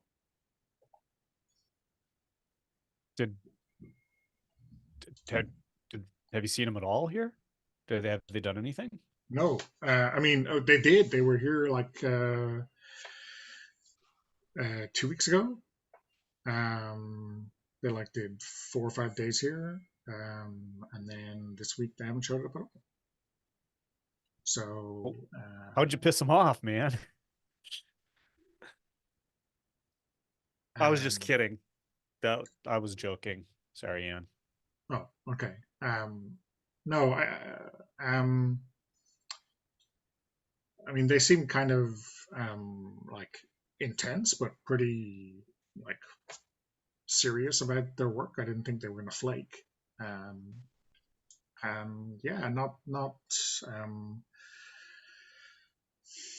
not picking up their phone. Yeah, I don't know. So do you need help organizing or cataloging or? Well, sorry, and some tapes have gone missing. So really, I kind of, well, A, I'm kind of worried about them, and B, I really want those tapes back. Do you think this dude took them? Well, obviously. So, And like, it's not the rock tapes, is it? Well, I don't have an exact list of what's missing, but I know some stuff is missing. It could be the rock tapes.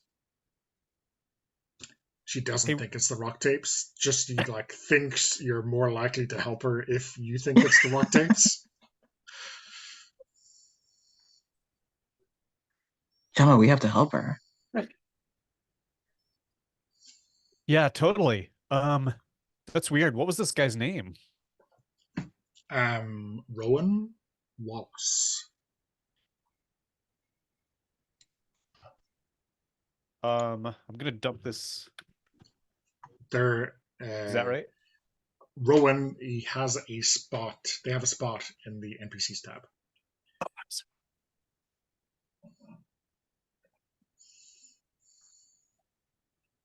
As do all of the wonderful people that you'll be meeting on this hunt.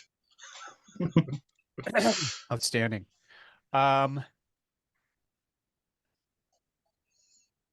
mean, so just to clarify, was Rowan like working on any kind of specific stuff for you? Yes. Or is he? How long are you willing to be bored by the precise details of the cataloging project? Yeah, no. None. Okay. Ronan, how willing are you to be enchanted by details of this restoration project by the lovely Anne? I think if she starts like getting into the weeds, he'll sort of like put a hand on her shoulder to stop her and say like, "Can you just maybe just show us where he was working?" Oh, okay, yeah. Right this way. So yeah, she brings you to this kind of,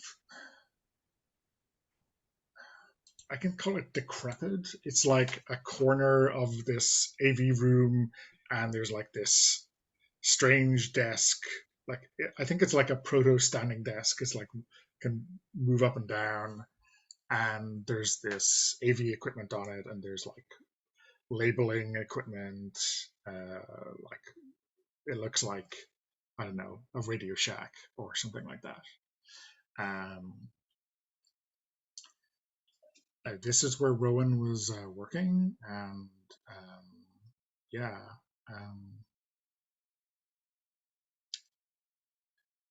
Yeah. I insisted that there was a log kept, just for our records. So yeah, it's I think you could start here. I can give you any details, like I mean, we probably even have their home address because it's billing. Dot might be able to get it, and I have their phone number, and yeah, I think we can give you a lot of stuff to find them. I mean, it could be that they have equipment at home, but like, why haven't we heard from Rowan in like all week? I don't know.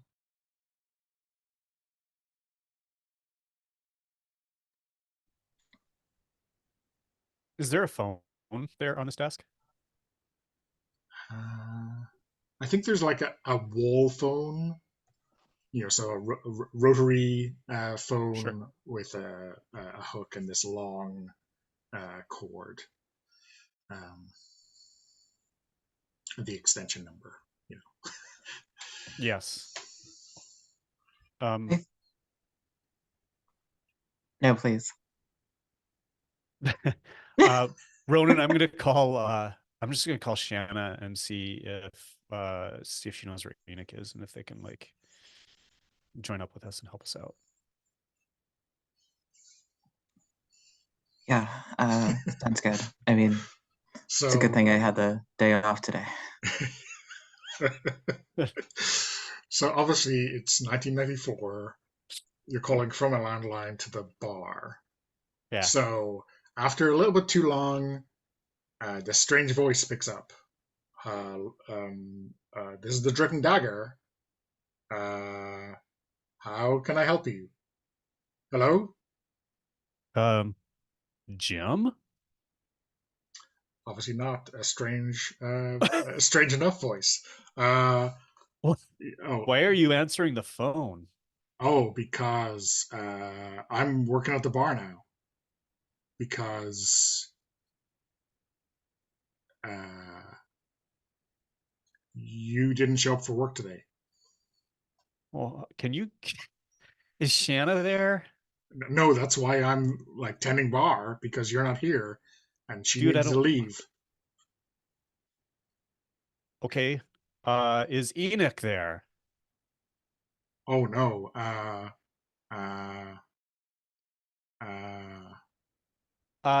So basically, The kid, the no, you're Briarwood just kid? there.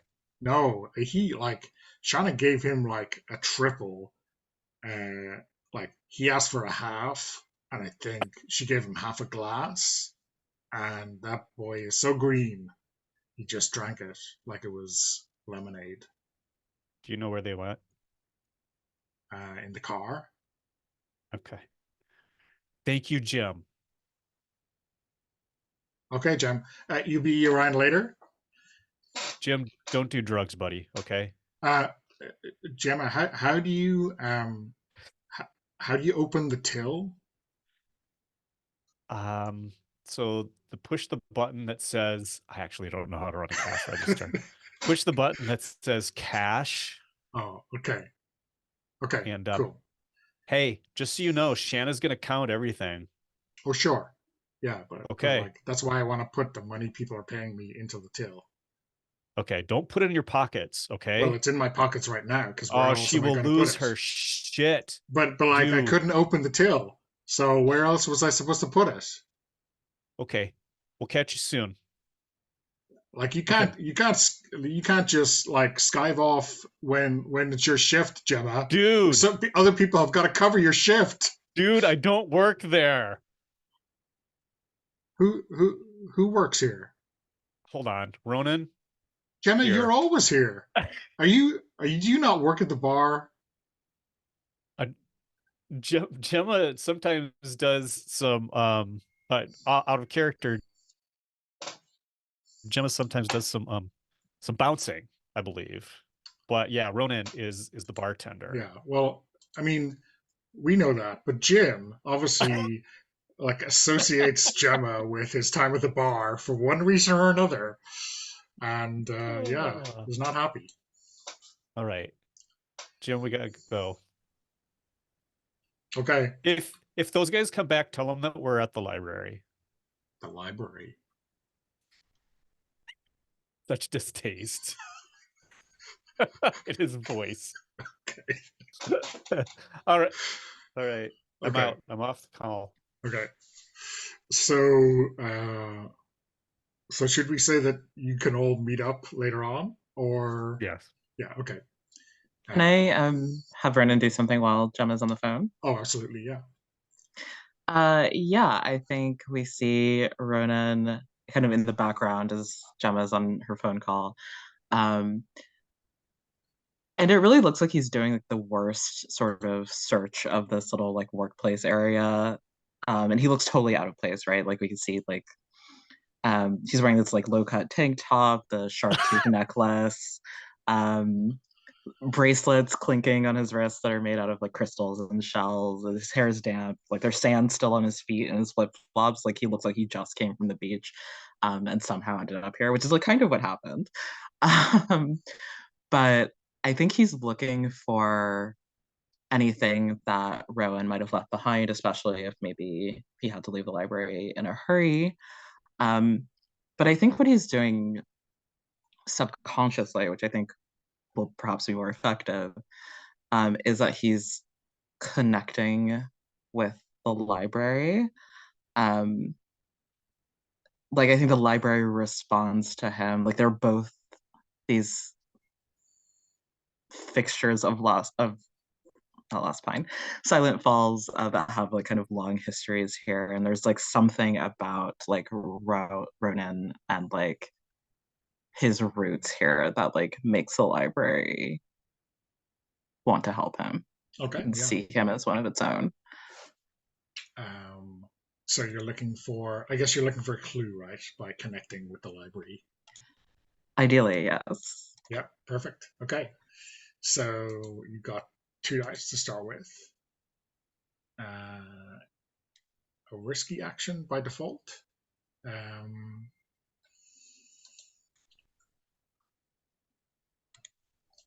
Yeah, I think I'm okay with it being just risky. Okay, yeah. And are you looking to push yourself or to make a deal with the darkness? I'm always down to hear some deals with the darkness. Okay, well let me give you my pitch.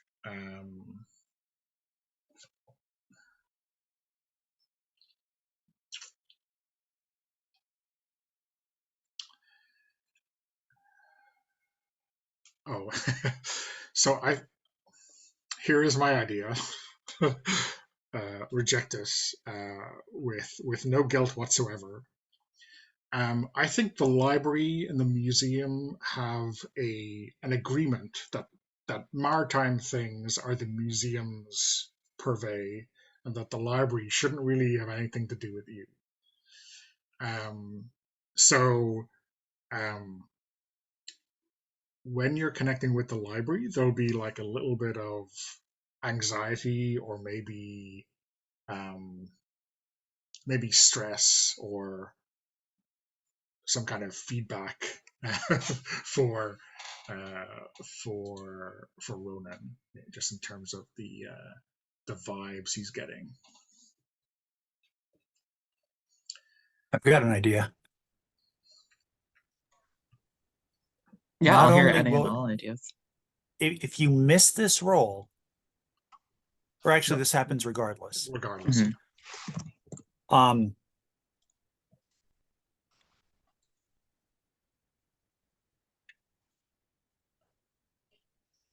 the library will bond with you and help you once. But after that, it's not just that the library won't help you, the library will actively thwart you. Like, I'm talking about like spitting books off the shelf into your solar plexus, knocking the wind out of you stuff. So you basically, the library is saying you get one, but no more. And it might be related to that idea of the maritime library handling maritime stuff and you being associated with the ocean. Yeah. Yeah, I like both ideas. I know I'm technically not supposed to choose both, but I do. I'll take pockets and hope that you incorporate your idea into it too. Okay. So that's 3 dice. And Mark, I saw you offered to help if you would like to. I'll take it. Yeah, so I'll mark a luck, and I think that I help you by I mean, I'm on the phone. You're trying to do the Vibey Connect. I think I think that I'm going to like I reach out and hold your hand. Like I'm connecting, and then I close my eyes while I'm also having this conversation with Jim. Cool.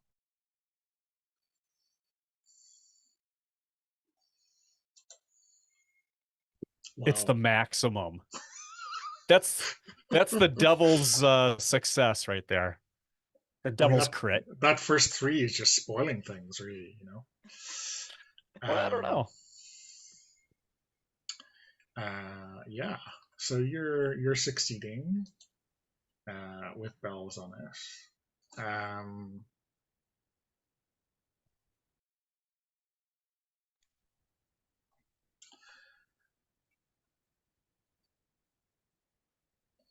So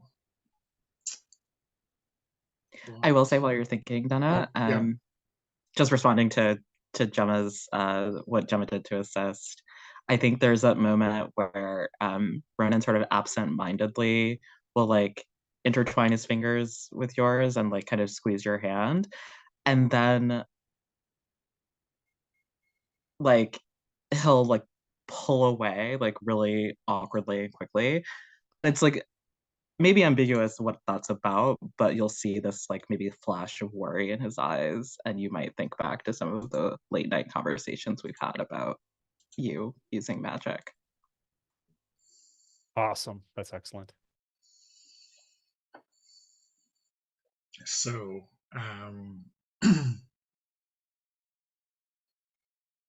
yeah, so the library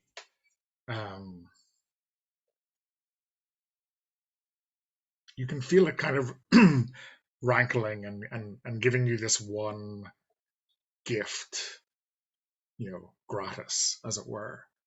And like not near this kind of workstation, but over in the corner, this like I think originally it's like a newspaper chest of drawers, with the really thin or shallow rather drawers, and one of them like slowly opens out. The rollers just engage, and it cracks open. And inside, you find a it's like an old-fashioned thesis binding that like someone in the university would do for their masters or their doctorate. Um, and it's obviously a script, but like some of the pages are torn.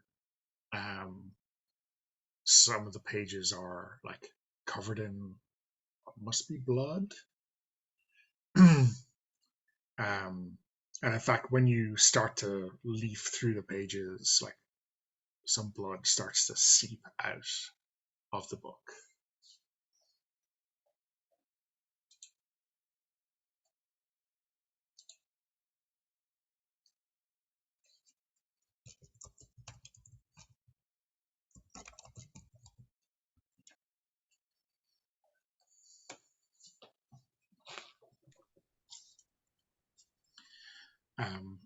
So I've called it a script. So it's obviously like it's not a thick book by any means, but it's a screenplay, I guess, is what we might call it. Again, we leave it vague whether it's like a proper movie or a home movie or some kind of half-rate production is completely up to you. How do you react when this slightly terrifying thing happens in the corner of the library?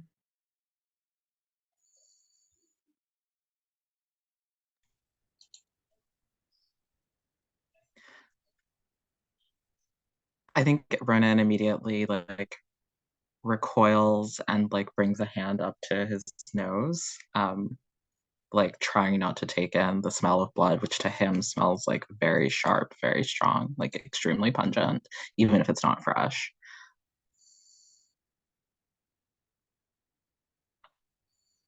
I think he'll like maybe nudge Gemma forward to like go pick it up.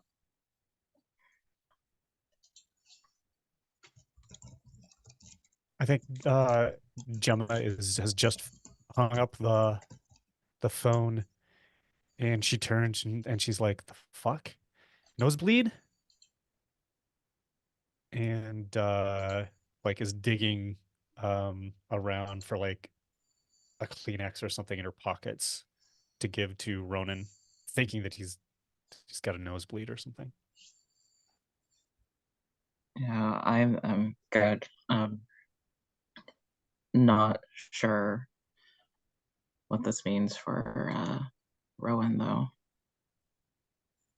This What the might hell? be something we need to talk to the others about. The Gemma will pick up the script, which has wet blood on it, right? Yeah. Okay. And she's gonna roll it up and like just hold it rolled up tight. So you feel the blood, like it's like almost fresh blood, start to drip down your fingers. And in the right behind you, there's like a projector, and it jumps into life, and you just get this blast of static, sound and vision appear on the screen. When we say a projector, is this like a so it's like an AV, it's not a film projector. It's like yeah, I think it's a film projector. It but is a like film projector. the film Okay. projector is empty, right? There's nothing Okay. in the reel. Static. And all you get is this static. Okay.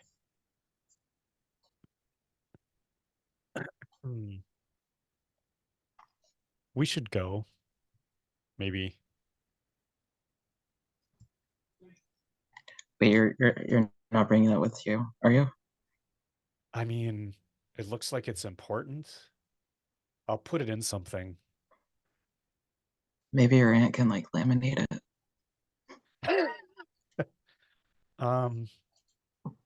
Yeah, I mean, it's kind of wet right now, so I don't know if that would work. Here.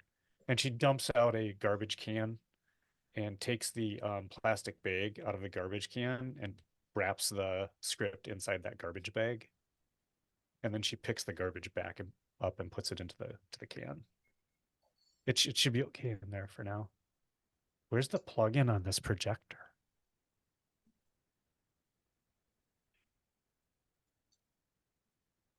I think it's obvious that it's not plugged in, right? There's there's nothing that would explain anything that this projector just spat out. Let's go. Yeah.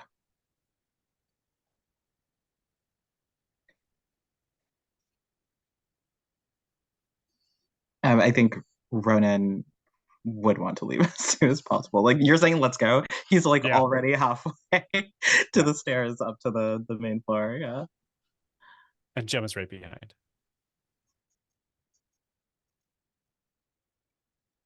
Okay, so you meet up, I guess, somewhere where Shanna and Enoch. Where do you think you meet up with the others?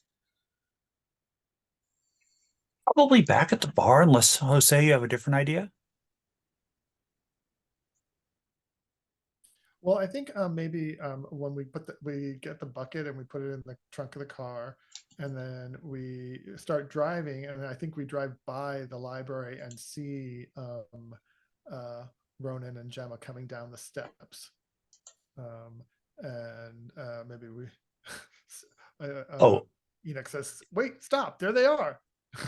I think even before that comes out of your mouth, I'm already slamming on the brakes, putting the car in park, and I'm out the door yelling, you're however many hours it is now, late.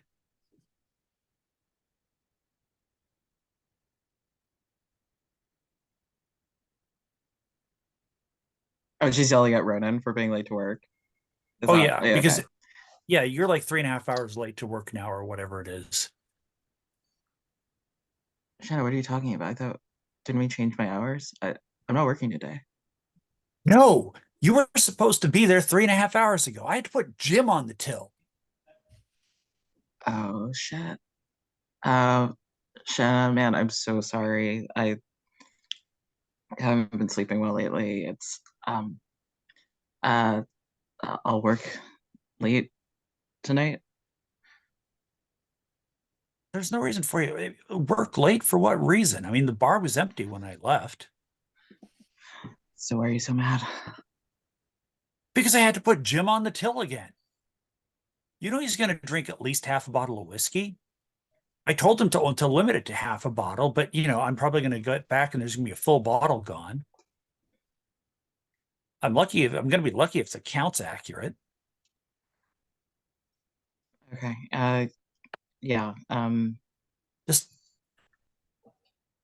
tell me how I can make it up to you.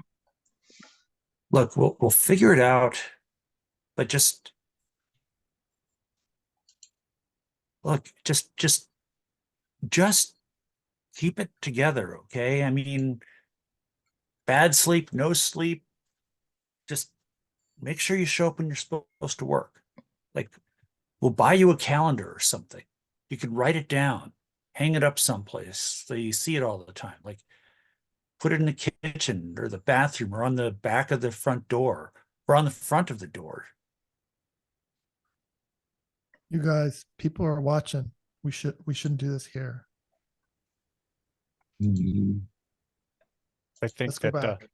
Gemma says Shanna Ronan has had like a real shock. So let's go and we can talk about it and everybody can like chill and we'll get through it. You make it sound like somebody died. He was late to work. Maybe. So let's go and I can tell you there's some weird stuff going. Yeah, wait till you see what we got in the trunk. Oh, is it a briefcase that has light coming out of it? No. Okay. It's a fucking bucket full of melted plastic. Somebody set fire to it in an alley. Enoch smelled it. That's a really good idea, though, Gemma. They should put that in a movie. I hope they do sometime. Fine. You hop in the back. I'll give you all a ride. And yes, neither of the back passenger doors work. I was going to ask if we all have to crawl through the window. Yep, you do. Like, even the driver's side door only opens with the aid of a pry bar, which I've welded onto it. So Gemma says, I fucking hate the Dukes of Hazzard. listen, they're problematic. I get that. But it's a yellow Buick. It's not even orange, Gemma. I'm just saying. You know, at one point, race cars all had their doors welded shut like this. Everybody had to get in through the window. Oh, they took the glass out and everything. This isn't like a that. race car, Shanna. Could be. We could soup up the engine. I mean, it wouldn't be aerodynamic, but you know, could drop a V8 in there. Engine compartment's big enough. But didn't you say you wanted to like get someplace?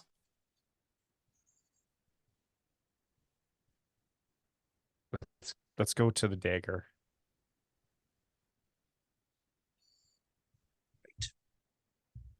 Onward. And I'll elbow Enoch and say, time for another round, eh? No, I already have a headache from the first one. That's why you need a second one. It'll take out the headache. I need fresh Hair air. of the dog. And he hangs his head out the window again.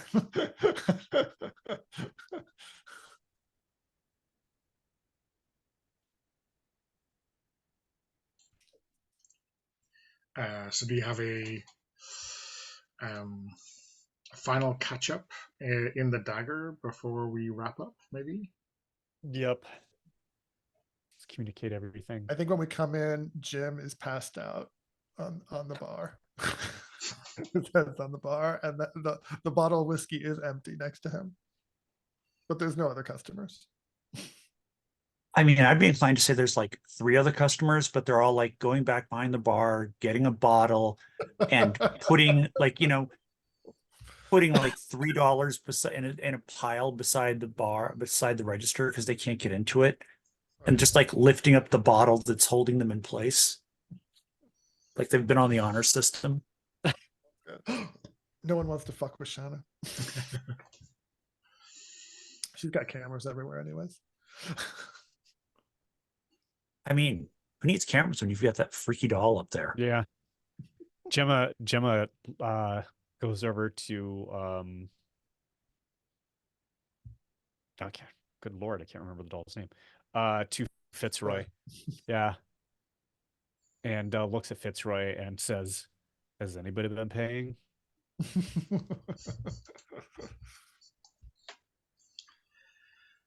I mean, there is money in the till and extra money in the tip jar, which maybe these honorable customers have been using in lieu of the till. Who knows? And Enoch sidles up to Ronan, noticing that Ronan's kind of freaked out, and says, "Hey, are you okay? What happened back at the library?" Yeah, I'm fine. It's just I don't do great with blood. And he kind of like juts his chin toward the bag that Gemma had. Wherever she's put it, maybe it's just like sitting on the bar. And he'll lean in so that the customers can't hear, and he's like, there's a technician at the library, I think. Well, we know he's missing, but I think he might be hurt. Shit. You think that's his blood?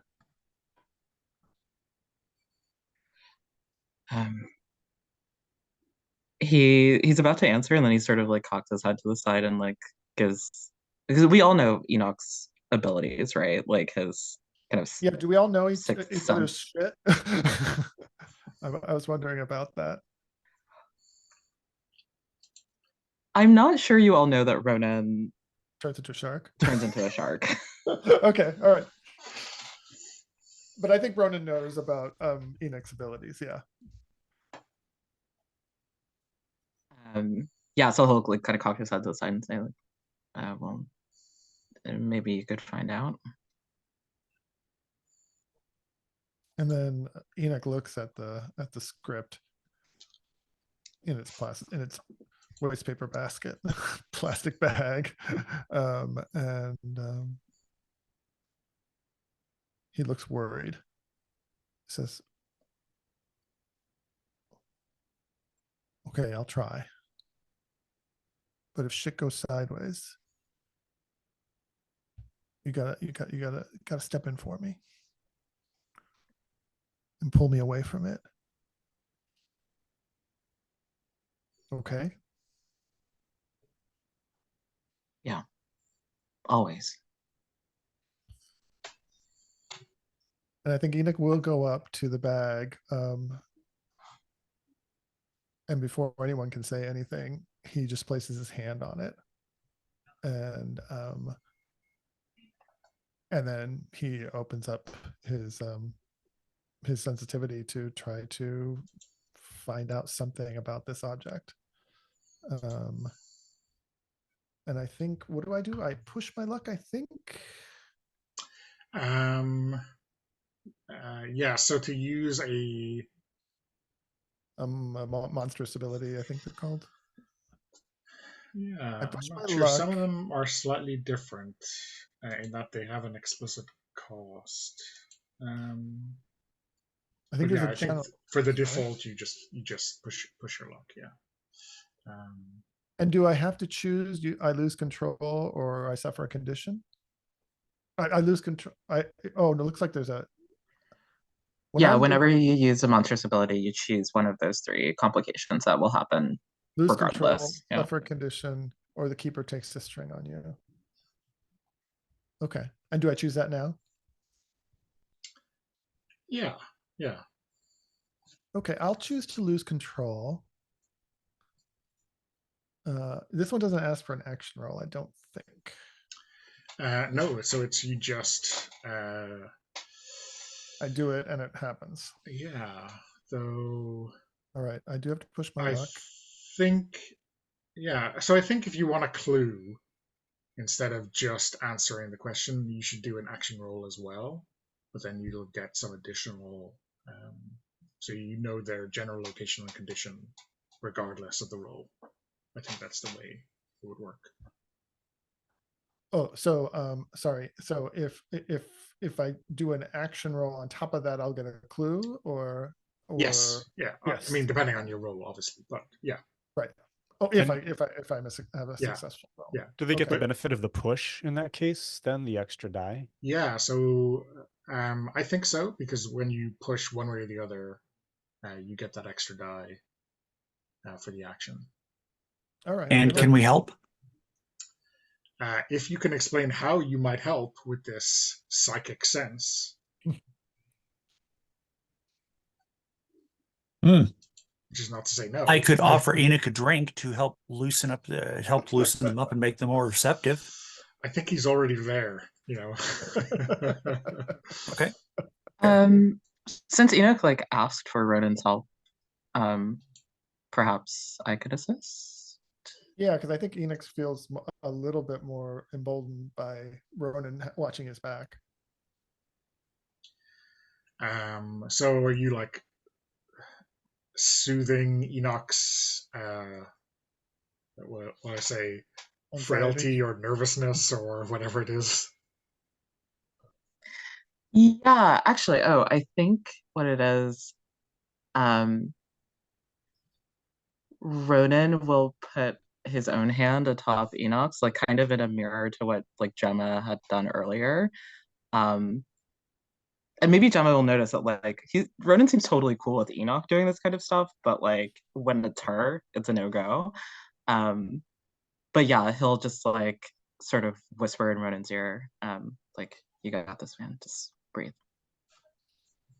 It's like an emotional support kind of thing. And also I'm sure it's soothing because like Ronan, to an extent, will know what to do if things go wrong, right? So there's that extra like support there. All right. So I assume this is a connect roll. Is that what it is? Open yourself to others or the void. Yeah, I guess. Makes sense to me. And so that's 2 plus the push plus the help. Yeah. Is that how it is? So that is how it is. So it's 4 dice. All right.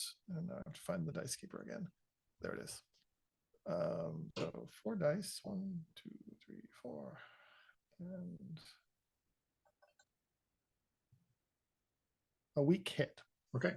1 or more minor consequences or a major consequence. And you said you want to lose control a little bit? Yeah. Yeah, okay. A little bit, lot bit, whatever you want. Not like a major bit, a minor bit. Yeah. So let's start Tell with me what you do with that. Yeah. So Yeah. how to do with the narration of that? Yeah, let's start with what you kind of know as soon as you touch the script. So you rip open this plastic bag, and like fresh blood fills your senses. And you like put your hand on the puddle onto the paper, and you immediately get an idea of where the author, the creator of the script is. She's in the woods. So the script, but not the blood. Got it. Yeah.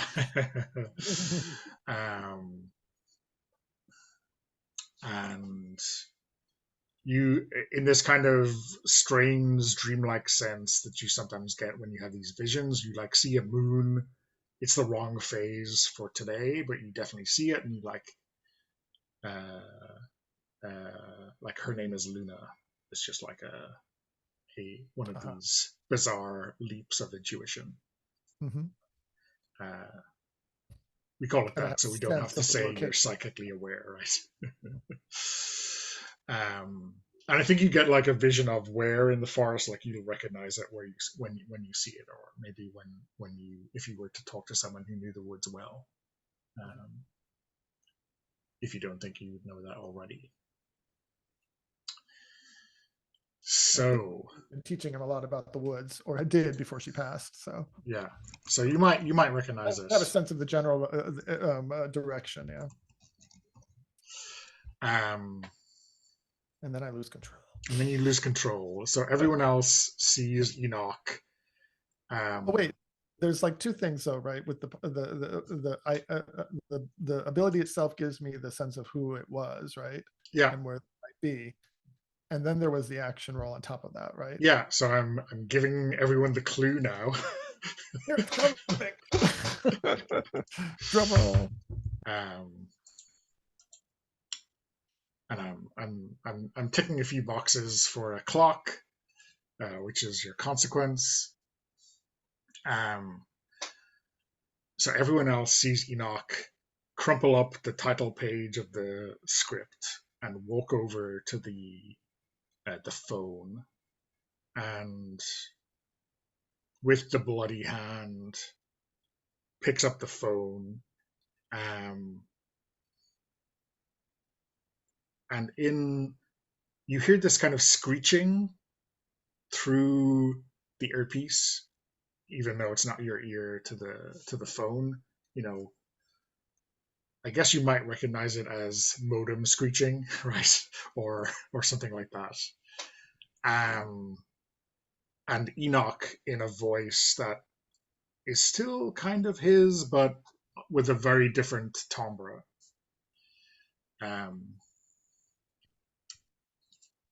gives you a cryptic audio message. Says something very, very odd. Which is your clue. And I think we also see like the blood running up his arm as if it's like alive and like coating his arm up towards his shoulder. Yeah. And then I think he starts, maybe there's some screaming in pain. I mean, first there's the oohs and the ahs, but then the screaming. Right? Then the scream, yes. So the cryptic message has to come first, right? Yeah. So yes, let's cut there.